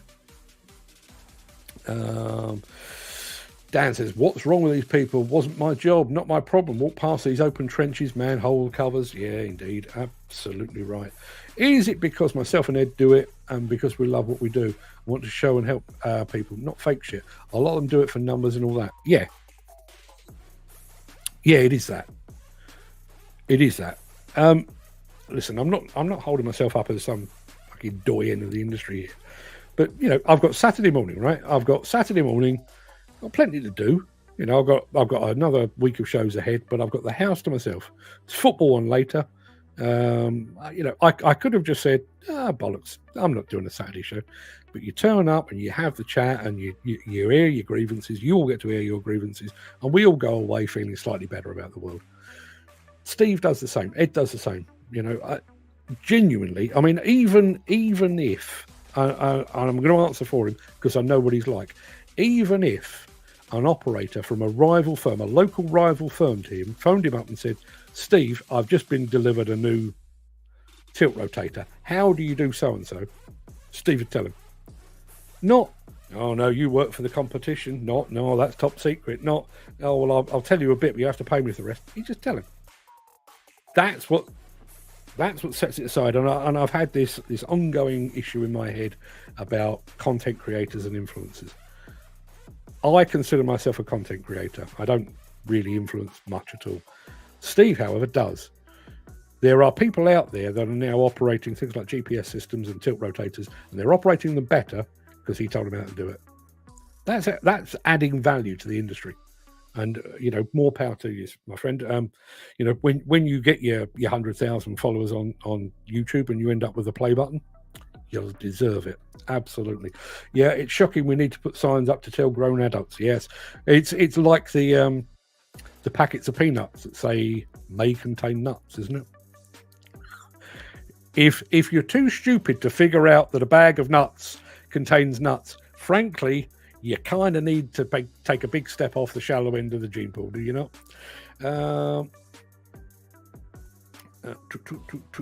Steve says, I had a guy on the phone yesterday. How to change the roller functions on the rotor tilt. Difference between us two is that we want to help. A lot of them feel they are too good to reply and help others. That was one of the things I would absolutely... Let me rephrase that. As it stands at the moment, let me tell you, I can tell you instantly because it's on my screen here. As it stands at the moment, our YouTube channel has 110,219 followers, subscribers, which is great, absolutely great. And it's way more than I ever expected. Would I like 1 million followers? Yes. I'd love 1 million followers. I'd love to get the gold play button. I'd love all of those things. Do I really want that? Do I want to get to the size where if somebody asks me a question on one of my videos, I'm too busy to answer it? No. And I was listening to a podcast the other day, and bearing in mind, I mean, this guy is a big YouTuber, and he's got millions of viewers and stuff. And he was saying, I try to get into my comments once a week and pick 2 or 3 to answer. 2 or 3, I answer every single one, even when people are being a complete tit. I answer every single one. I'd hate to get to the point where I'm too busy, because you've lost sight of the very reason you did. How do we do this show? We do this show, not this one, but our usual show. We do our normal daily show because people are paid to advertise on it. And they're paid to advertise on it because you lot turn up. The biggest and most important thing that I can possibly do is to grow and maintain a community and talk to it regularly and steer the content to what they want. Because if I don't do that and our numbers dwindle, I don't have advertisers and the community goes away. But what? It just makes no sense. I was asked during an interview, I'll show you in a sec. I was asked during an interview with SSE for a job. When do you risk assess? My reply was every minute of the day, not just when on site, everything you do in life, crossing the road, using power tools around the house, etc. It's interesting you should say that. And I saw that come up and I'm really struggling to remember the guy's name. But I interviewed the guy who, at the time, he's not there anymore, but he was the health and safety officer for Erith Demolition. And it was a proper chat, to and fro and everything else. And I said, you go around sites and you're constantly looking for hazards and potential risks and everything else. Does that spill over into your private life? And he said, I drive my wife and my children mental. He said, an upturned plug it in. He said, literally, I'm literally in the house. Oh, that could fall down. Or that. Is that not how you kind of need to go about? As Steve says, risk assessing, common sense, for goodness sake. Some people really don't have it. No, you're right. He also says, I had a young lad message me asking me to help with posts on Insta. He messaged names. I won't mention it, but they mentioned that, didn't even bother to reply. When I replied, he was so thankful. Yeah. Oh, listen, I mean, I've had people on my Instagram and my YouTube where they have paid, and we're talking, little manufacturers and little suppliers and stuff. They've paid an influencer 500, 1,000, 2,000 quid and got nothing in return. That is one of the reasons I've stopped following some people. We make a point, and I've never taught him this. It's just by osmosis, I guess. When we sign up to do some work for people, we under-promise and over-deliver. So we did some work with Bobcat at Intermat, and Bobcat basically asked us to produce, I think they asked us to produce 4 reels for Instagram. So vertical format, I don't know, 15, 20, 30 seconds long or whatever it might be. We didn't produce 4, we produced 12. We also did 6 interviews and stuff. So, we completely over-delivered. And, they were expecting to get a few 100,000 views. They got 4 million, I think, because we over-delivered. Why would you not? Why would you not? Bobcat have been... Bobcat, Volvo, JCB, Liebherr, all Komatsu in particular, they have helped us do what we do. They've helped us to produce content that goes down well on this show. I'd bend over backwards for any of them. There are manufacturers and there are dealers out there I wouldn't touch with a barge pole. And if you'd like to know who they are, you can donate to the fund that we're going to start for Anne Mackay, possibly. And I'll tell you exactly who they are. But because there's no two-way street. But I mean, things like, but bearing in mind, all the influencers and the content creators out there and everything else. Caterpillar want to show off their latest product offering for the demolition industry. They also want to show off their film for the latest part of Gilles Ronet's European tour. Who did they go to? This guy. Listen, I've been effing and jeffing this morning. I'm sure that doesn't necessarily tie in with the Caterpillar way of doing things, but we've got the audience. We've got the audience because, exactly as Steve says, you try to help. I sometimes do wonder where I'd be or who I'd meet if I didn't get to meet you, Mark. Do try to help as many people as possible get work and calls on how to be effective on site. Hey, listen, if we've achieved nothing else in the 4.5 years we've been doing this, that's not a bad thing, is it? Steve says, the thing is, Mark, a lot of these influencers think they are some celebrity. It's shocking, ignoring, looking down at people. They actually look up to you, get stuffed. Do you know, here's... And maybe I need to adjust my mindset. At both the Bobcat demo days and at the Volvo Days event, we were taken to one side, myself and Fred, by senior directors of Volvo, senior directors of Bobcat. And they said, thank you so much for giving up your time. Thank you so much for being here. It's been an... And me and Fred, on both occasions, looked at each other and went, no, thank you. You've allowed us to come and do these things. You've given... I mean, Volvo gave us access to pretty much everything they own, or that they make. For 2 days, go play in our sandpit. How else do you get access? So David at Bobcat, Bill at Volvo. I'll say it again. Thank you. The pleasure was all ours, honestly. Risk assessing is common sense, for goodness sake. Some people really don't have that. We've done that one. The fact is, we are genuine enthusiasts, not just in or on social media for the money. If I was minted, I'd still be doing what I'm doing now, championing the causes I spout on about already. The difference is I'd be able to help more people and go and bend the ear of the people that might be able to change the industry and machine manufacturers. Therein lies the issue. I don't do the lottery, but if I did... imagine this, right? Imagine I won. I don't know what the lottery fund is tonight, but imagine it's 10 million. And imagine I went and bought a ticket, and imagine I won. And I on Saturday or Sunday morning, I woke up 10 million quid better off. Do you think I'd be here on Monday? Yeah, I absolutely would. And would I still be writing about construction and demolition? Yeah. I'd be doing it with a big smile on my face, don't get me wrong. And I'd be a little more chilled about who I have as an advertiser and stuff like that. But would I still be here? You're damn right. I love this shit. I absolutely love it. Let's have a look. Go in and thank reasonable rates. Say you're willing to learn and reliability counts. Few have done are unemployment because of it. Influencers don't have to be celebrities in order to succeed. I've always thought this, and I've always thought this was too far away from my sphere, I guess. If you're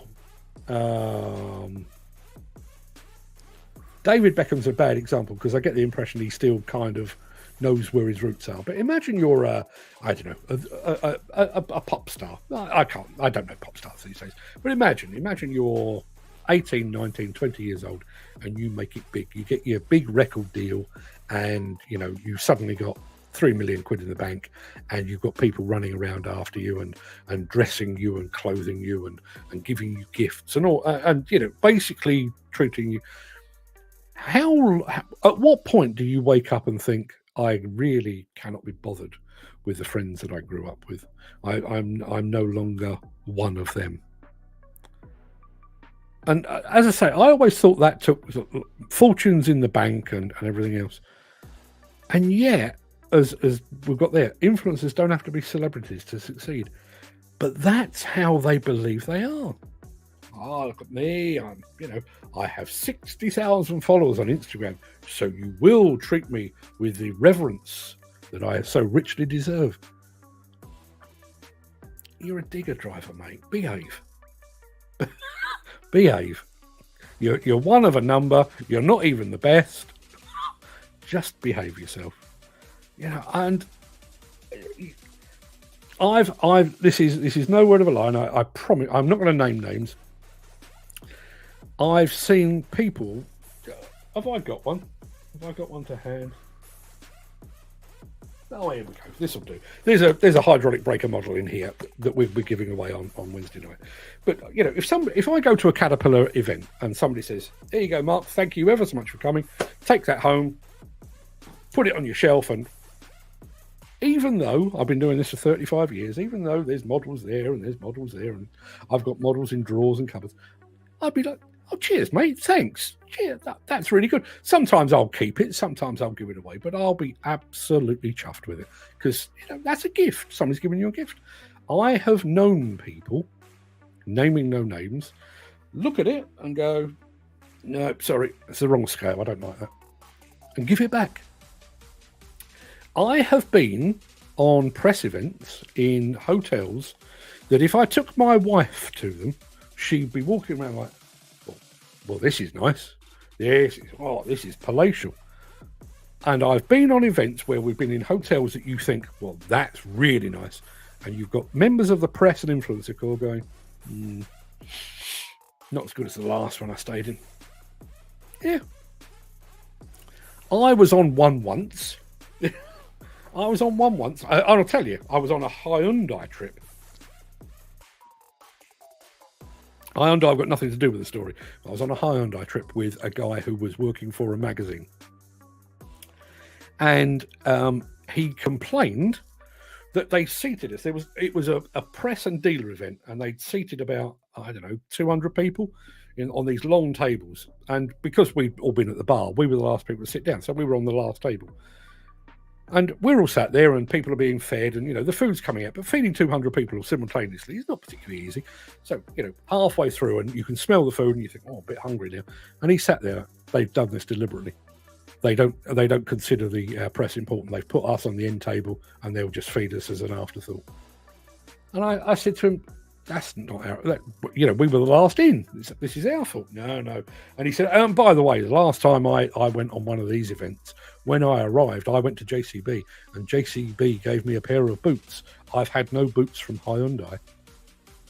The reason you were given boots at JCB was because we were going to a quarry, and that was part of the shtick. They gave you a pair of boots that you could wear in the quarry. You're in a factory now. You're not going on site. You're not getting muddy. Why would they give you a pair of boots? Oh, yes, very put out he was. Very put out. And to finish things off, we left. This is in the Netherlands or Belgium. Netherlands-Belgium border, Benelux. We left and there was traffic. And we were coming back by train. And he was sat there chuntering away to himself. What if we miss our train? I hope they're going to pay for a different train for us to get us. You've got a transferable ticket, mate. What the hell are you talking about? MD Demolition, good morning. I'm sorry, you caught me mid-rant. Let's have a look. Well, some influencers I wouldn't trust with the barge pole. Some of the shite they produce is laughable. I think, and I say this to Steve on a fairly regular basis, I think that the big difference is that if you think about influencers and content creators the way that you think about TV, there are some things on TV that you watch purely for entertainment. I mean, I don't watch it, but I would say Strictly Come Dancing or X Factor or Britain's Got Talent is over there. I don't watch any of it, but it's over there, and it's just, you know, it's just, you can have it on in the background while you're eating your dinner, and it's just there. But then there's other stuff, like, for example, a David Attenborough program where it's educational and informative, and I tend to watch them. Oh, well, for one thing, I watch them, but I watch them in a different way. I'm sat there absorbing, and I think influencers is just the same. You know, if you want to do a little jig in front of a Kubota mini excavator, good luck to you. I wouldn't. Nobody needs to see that. I wouldn't. But if that's what you're going to do, and there's an audience for that, good luck to you. No problem whatsoever. But over here, I'm watching Steve and I'm watching Ollie Guns, who are teaching me things. And I have to say that one of the side benefits of this show has been the educational. I am a bit like the Queen, not a Queen, fill in the gaps. I am like the Queen. Everywhere I go, I get the red carpet treatment, and, you know, everything smells of fresh paint. None of that's true, but because the press are coming, everyone's on their best behaviour and everything else. You guys have taught me more about demolition and construction as it really is in the last 4 years than I've learned in 30 years before, because you guys live and breathe it. And it's even little things. I mean, one that sticks in my head is, as far as I was concerned, if you sat in an excavator, you've got your joysticks, everybody just goes, I didn't realise that people had their own styles of doing that. I know Dan's a bit of a fingertip man, for example. I didn't even know that existed. And I don't know why that stuck in my head, but it really has. People have... Nobody told me that. So, you know, when I sit down and people are talking about ergonomically designed joysticks, well, yes, they're ergonomically designed if you are one of those people. What if you're one of those people or one of those people? That never occurred to me. Influencers and content creators, don't forget all the demo drivers we have. My goodness. Yeah, but again, there's another point as well.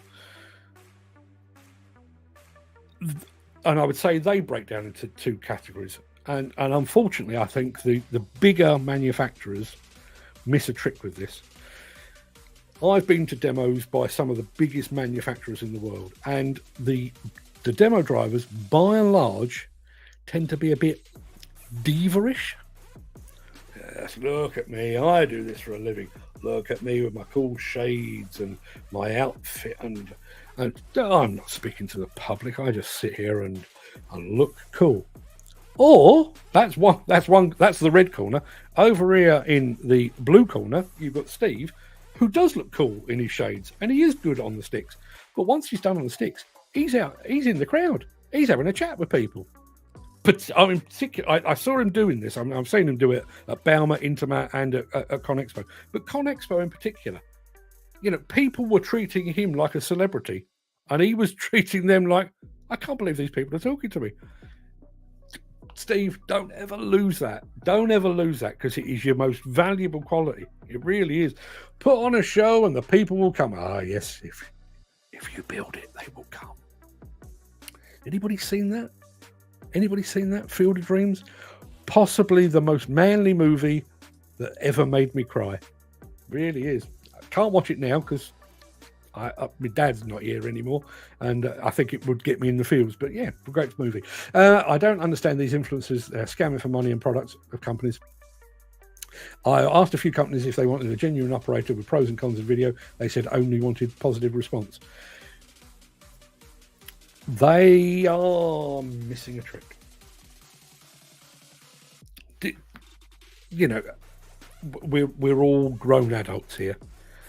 If I mentioned it earlier, you know, I'm a huge fan of Liebherr. I'm a huge fan of Volvo, of Komatsu, and so the perfect excavator does not exist. It never ever will. Nobody has ever invented the perfect dump truck, the perfect wheel loader, the perfect mini excavator, the perfect skid steer. There's some cracking machines out there, but nobody has ever made one that is completely faultless. So if you're going to stand in front of a machine and say, this is anybody with half a brain is looking at that and going, don't believe you, because you're being paid to say that. If, however, an Ollie Guns or a Steve or I'm struggling. But somebody like that gets on it. Seats not as comfortable as I'm used to, but the joysticks are exactly where they should be. The heater's really, really weak in here, but the aircon's really good. The screen's really well placed, and my feet, plenty of room for my feet. I've got quite big feet, and I'm in. I'm watching that video from start to finish because they're clearly talking sense. Lots of them promote unhealthy habits and create unrealistic views of their own lives, which maybe doesn't reflect how they really are. Yeah. And again, if you're a lifestyle influencer, you're jetting around the world and you're spending a long weekend in Dubai or something like that, then knock yourself out. I mean, if that's what you want to do. But I'm not looking at that thinking that's real. I mean, my wife did a FaceTime with me this morning. She sat on a beach in Greece. Her hair is stood on end. She's got a burnt nose, and not looking her best. But guess what? She's on holiday. She's on a beach. She's not in full makeup. She's not been to hair and makeup this morning. She's not got her best frock on. She's got a swimming costume on, and she's basically crawled out of bed, had a cup of coffee, and then jumped on a sun lounger. Good luck to her. That's real life. Peter McKenna, they get away with it because people are drooling. Yeah, well, the less said about that. Imagine. Here's the thing that I don't understand, and we're all men together here. I don't think we've got any women in the audience. I'm going to ask you a question here. If you were looking for some online titillation, you've got half an hour and the house to yourself, and you're looking for a bit of online inspiration of an amorous nature, are you going to Pornhub? Other online platforms are available, but are you going to Pornhub, or are you going to Instagram to look at female digger drivers? If your answer was B, Instagram for female digger drivers, give your head a wobble, would you? Just for me, just give your head a little bit of a wobble. Just saying. I watched you and kept unreserved judgment. Then I met you, Mark, and you're just a normal guy, and I appreciate that more than anything. Cheers. I'll take that. Digger Dave. David Hearn just joined us over on Instagram. Morning, David. Hope you're fit and well. Yeah. I've said this before. There was a temptation when I first started doing live streaming for me to sit here and put on my very best English accent and enunciate properly. I can't keep that up. I'm from Battersea. You'd spot within 30 seconds you go, he's on a wind-up. There's no way he speaks like that. Bridget Leary just joined us over on Instagram as well. Morning, Bridget. Good to see you here. Yeah, I couldn't keep that up. Really don't get the point. Ed Butler says, he does this obviously with a Welsh accent, but he says, don't get me started on health and safety and RAMs. Just getting worse. Inexperienced pen pushers that are putting more and more bullshit in place, costing time and production money, making rules on things they have no positive solutions or experience on doing. The work, if the biggest word, if is the biggest word now on site, if this could happen, put this in place just in case, or if that could happen. Yes. What if? Fun enough, that was a subject that came up on our show on Wednesday evening. What if that is a John Woodward special? What if that chimney fell the wrong way? What if it didn't fall at all? What if it only half fell down? That's the contingencies they put in place.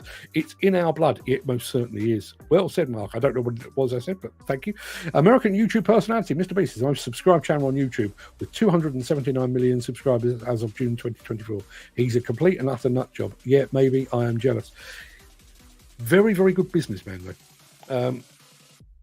I have never, ever, ever actually watched a Mr. Beast video, but I've listened to him on a few podcasts, and that is one shrewd cookie.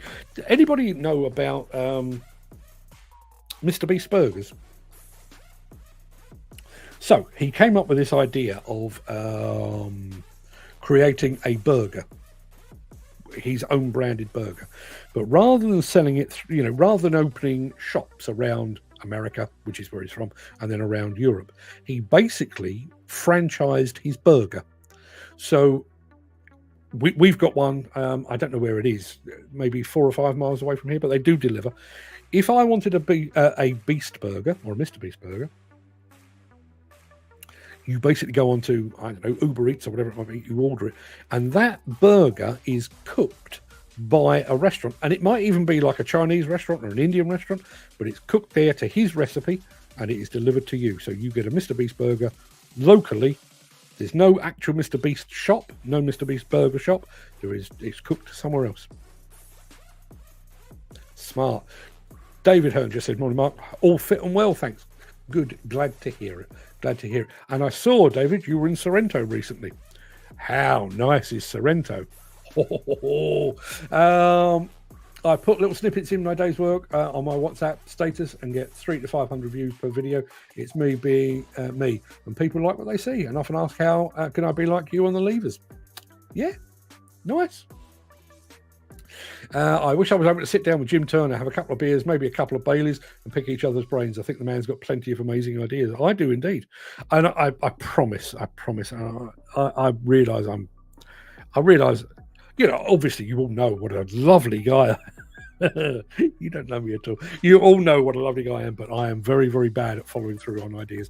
I promise I will get around to doing these shows where I actually get you guys on here. I will have a proper Jim wag. I promise I'll do that. And Jim is Jim followed by Gary, I think.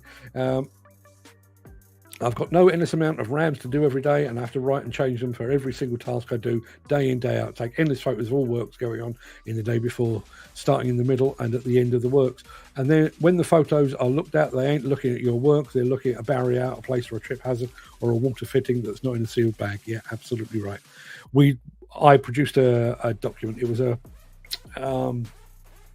set of guidance notes on it was the original set of high reach guidance notes for the National Federation of Demolition Contractors, and we produced it, and we reached out to all the NFDC members to get photographs of good practice in high reach and everything else, and we decided to take it to the Health and Safety Executive to show them. We were hoping for them to endorse it. They didn't. They approved it. They wouldn't endorse it. They wouldn't put their name on it. But some of the photographs, you know, here is a high reach, and it's being operated properly. You know, I mean, down to door was closed, you know, all the PPE was where, and the Health and Safety Executive were doing things like, but look over in the background there, that you see that tiny dot on the horizon, that's a man smoking. Can't have that.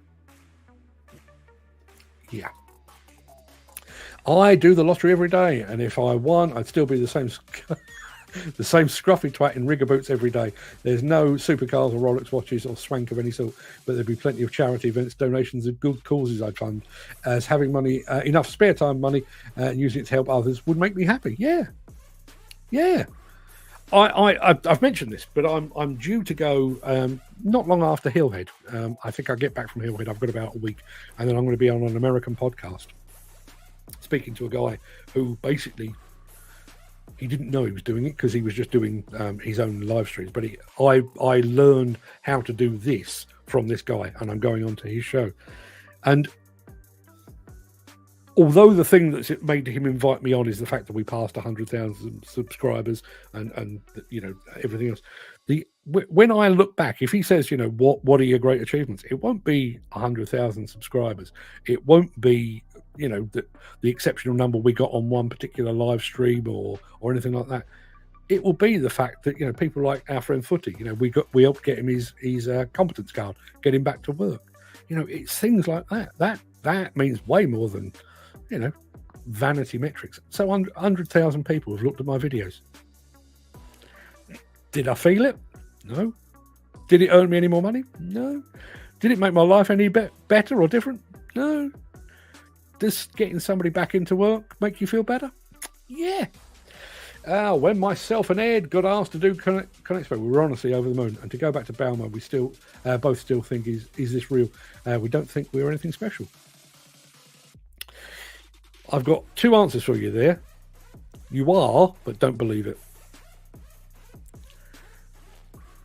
I'll let you into it's not a trade secret. And listen, if there's any manufacturers out there listening, you'll know this to be true, and you can back me up on it if you so desire. when I go to, well, where have I been recently? I went to Bobcat in Czech Republic, and I went to Sweden with Volvo, and I went to Intermat with the organisers of Intermat. And when I got back home, I wrote to the organisers to thank them for having me. And I've done that for 35 years. I don't know anybody else that does that, because when you work in this game, most people just expect it. But I've never lost sight of that. And funny, it's strange that you mentioned Con Expo, because that was the ultimate one for me. I was still working on Contract Journal at the time, and I was told I was going to Con Expo. And at that time, I'd never been to America. I was probably 21, 22, I guess. And somebody said, you are going to America. You're going to be going to Las Vegas for a week, and we're paying you to do so. That, to me, was like winning the lottery. Well, hang on a minute. I'm going to America, and you're paying me to do it. How cool is that? How cool is that? And I've never lost that. I probably should be a bit more mature about it now. But, you know, like I say, I was in Sweden last week, and I've been to the factory before, I've been to the museum before, I've been to the proving ground before, I've been to Eskilstuna before. But I'm so delighted that they say, come and have a look. So delighted. I'll tell you all about it when we have the crack over a broom up. Looking forward to it, my friend. Have you spoken to Ollie and trying to get him on the show? He's been on the show. He has been on the show. How very dare you not know that? Yeah, we did a video together all about grandfather rights. Blimey. 18 months ago, I guess. I wish Ed was a woman that comes to the shows with me. But some nights you drink a few and he starts to become all right looking. I think he's a handsome man. I don't blame you at all. Listen, any port in a storm, as they say.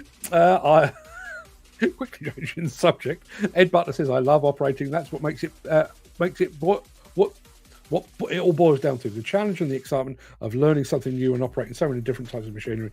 Myself and Steve make the shows all about the products whilst having fun.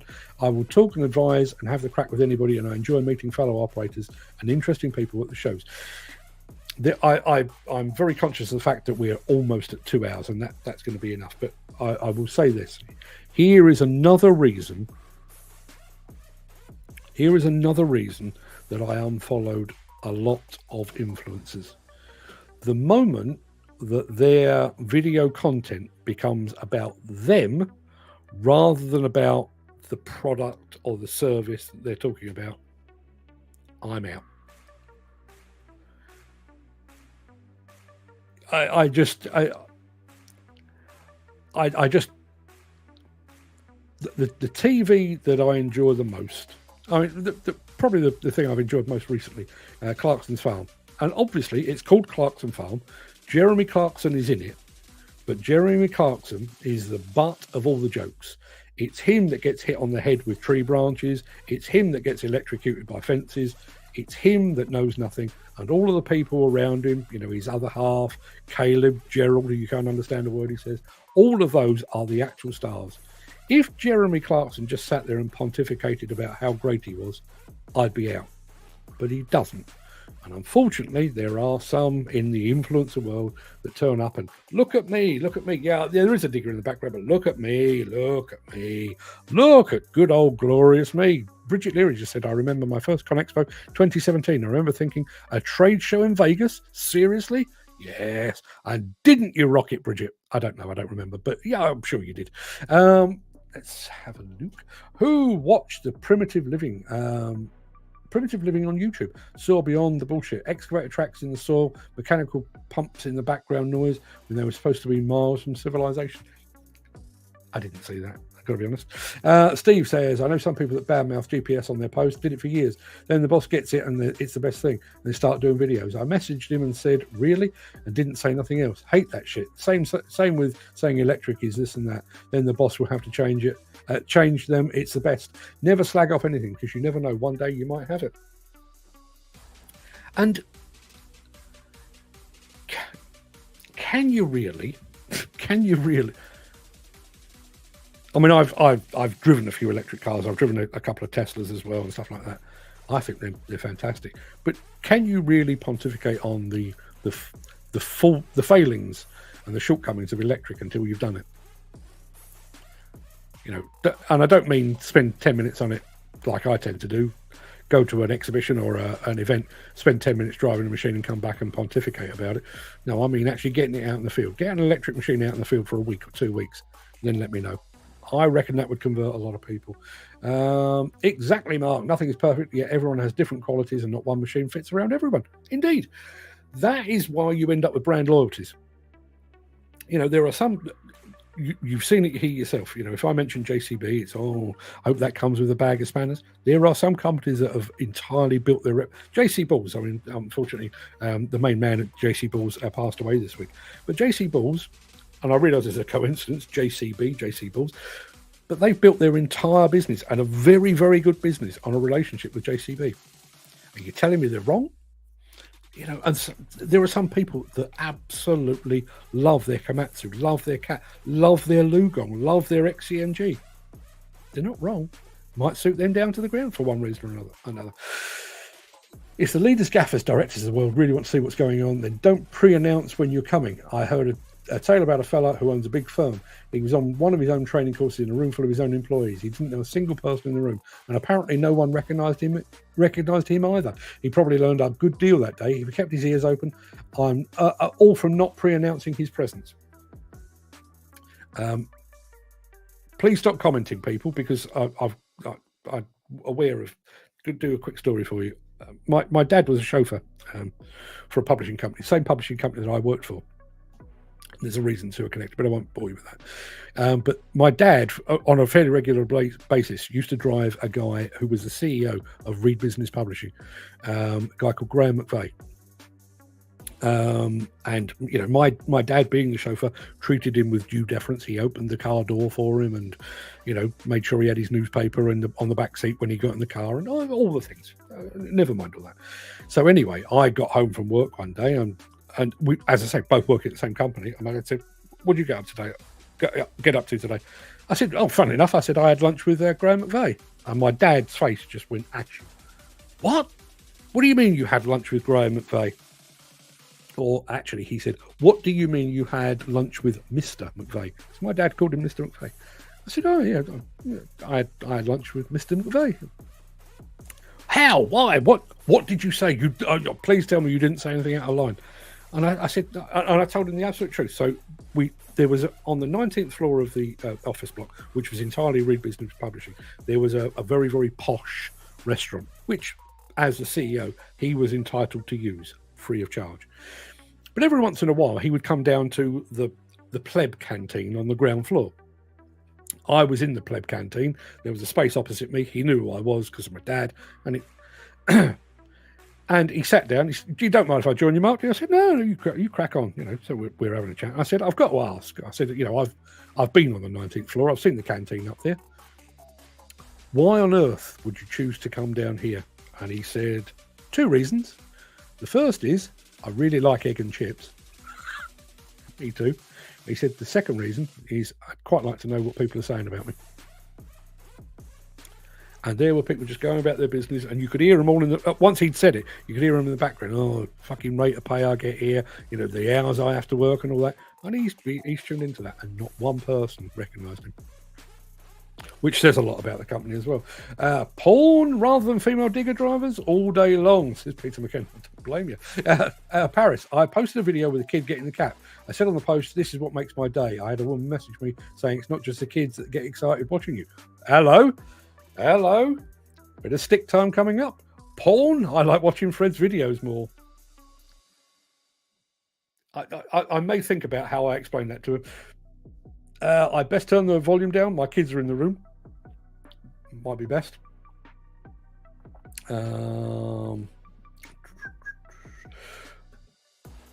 The what ifs don't stop accidents happening. Sometimes it makes accidents and risk greater as you're not fully concentrating on the task in hand. Good point. I recommended Field of Dreams to a young fella or our apprentice on site yesterday. He messaged me this morning to say he cried twice watching it. It's a truly classic film. If you haven't seen it, it really, really is. Obviously, there's a baseball theme to it. Obviously, there's a bit of supernatural because we are talking about ghosts. But the absolute truth is, it's a story about a man and his dad. And as as a man with a dad. Gets you right in the feels, honestly. You thought, what if someone fell down that open manhole cover that made you... Hang on. You thought, what if someone fell down that open manhole cover that made you put it back on? Not sure I get that one. Out of all the Gold Rush crew, Tony Beats was the most genuine guy. He looked like he was in work clothes and didn't care. Really nice guy. But the program will show you in a different way. I'm sure. Yeah, I'm sure. I've 18 vids on YouTube and the most views is 181. Shows how shite my content is. It's not down to that. It's not down to that. Should anybody be a budding YouTuber, Instagrammer, TikToker? I'm not on TikTok, but same rules apply. All it is just do it and then do it again and do it again, do it again, and then do it again and do it again.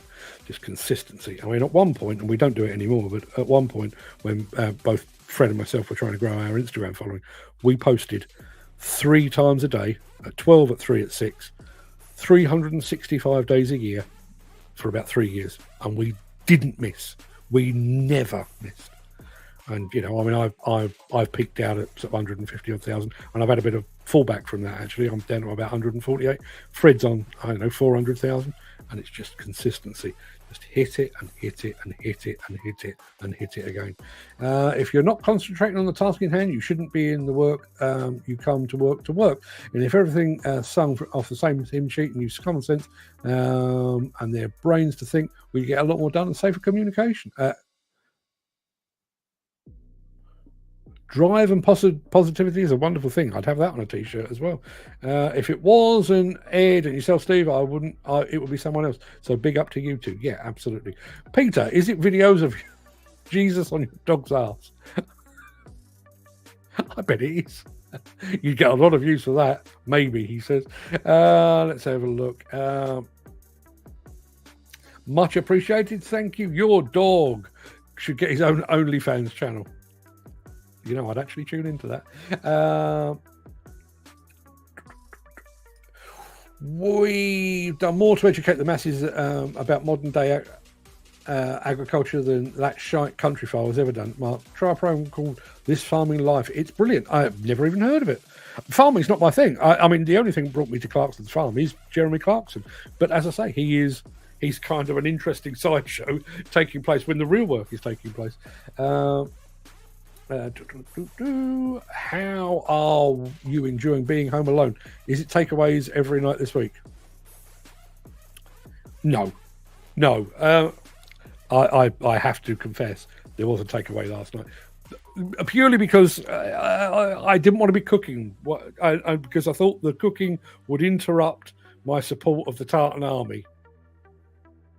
And if you believe that, you believe anything. No, we had a Chinese takeaway last night. Me and Fred sat there and watched the football with a bit of sweet and sour chicken to chow down on. But no, tonight, fun enough, it's almost like my family is leaving me and they've not bothered to tell me. Ruth and my daughter Courtney are in Greece at the moment. And Fred, first thing this morning, jumped on a train and headed up to Birmingham. It's one of his mates' 30th birthdays. So he's doing a weekend in Birmingham. I've got the house literally to myself. I'll be bored out of my mind. Jim Turner says JC Builds are a true plant family. They have a great collection of vintage and classic plant. And Jim's original JCB3 is out front of their office this week as a fitting tribute to him in the company's humble beginnings. That really is a great tribute. This was a great tribute, but I have to say it really did.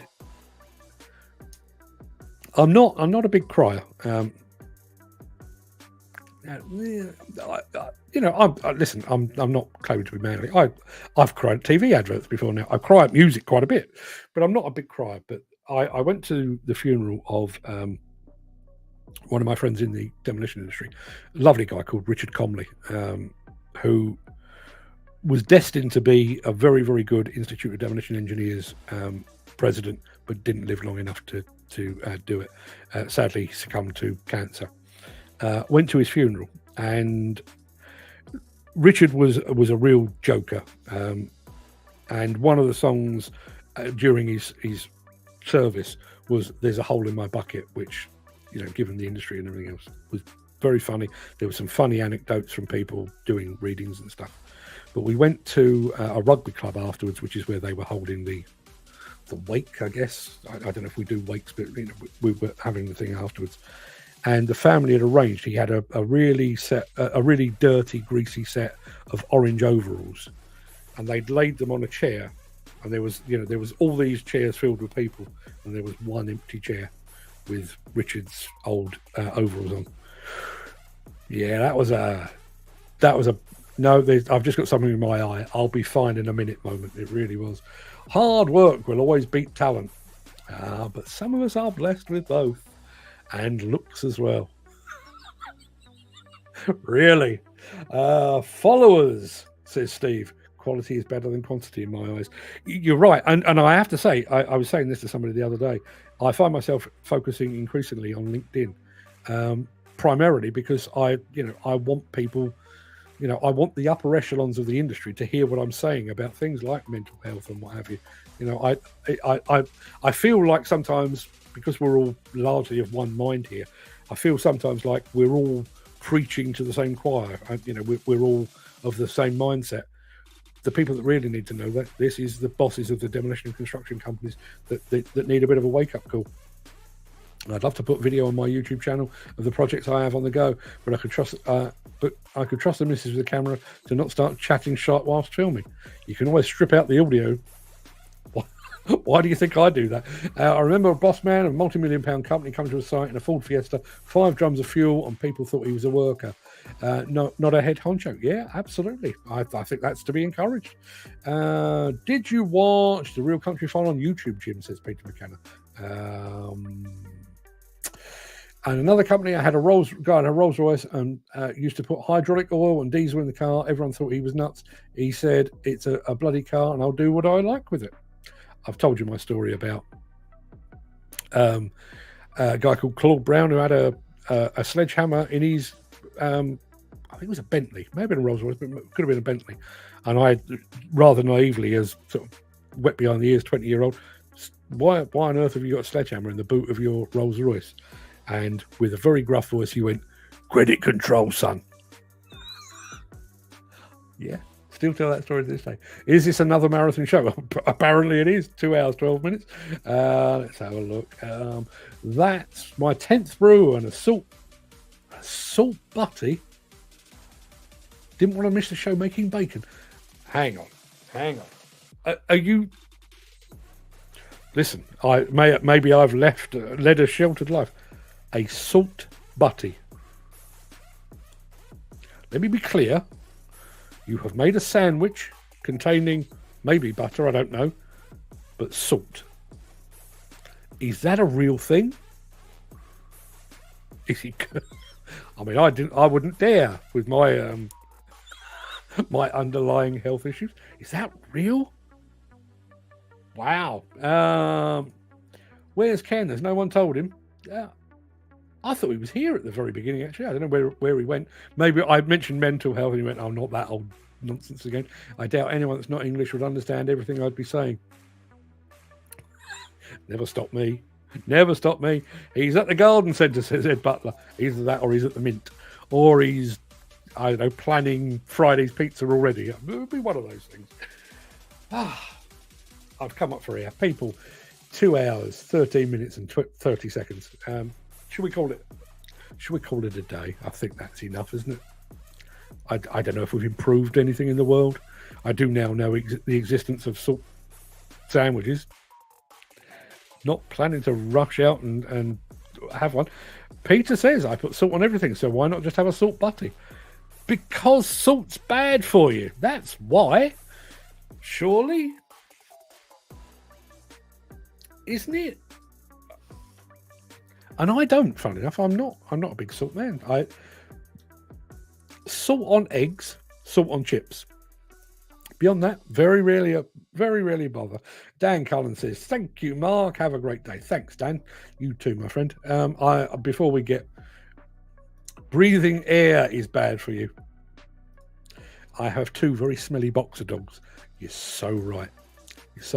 And I was woken. I was actually woken first thing this morning by what can only describe as a gaseous odour emanating from one of my dogs. Bad enough to wake me up.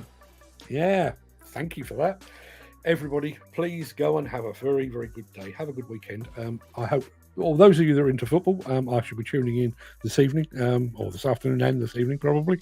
I won't be talking about it on Monday because I know it's not everybody's interest. Plenty of fat today. Plenty of fat. And the occasional salt sandwich as well. I don't have salt on anything at all, says Jim Turner. Enjoy the rest of your weekend, lads. Yeah, enjoy the rest of your weekend, lads. I'm back here on Monday, Tuesday, Wednesday, Thursday, Friday, but also we've got the Wednesday show with our friend Gilles Ronnet. So I'm hoping you're already brushing up on, well, A, your French, or B, your questions about Caterpillar. He can answer them in English as well, even Jim Turner English. He'll be able to answer them. So if you fancy a bit of that, Wednesday night, 7 p.m. Till then, everybody, have a fantastic day. Thank you very much indeed for your company. Bearing in mind, I'm home alone. You have just given me 2 hours and 15 minutes of thorough entertainment. And for that, I shall be forever grateful. See you Monday. Have a good weekend.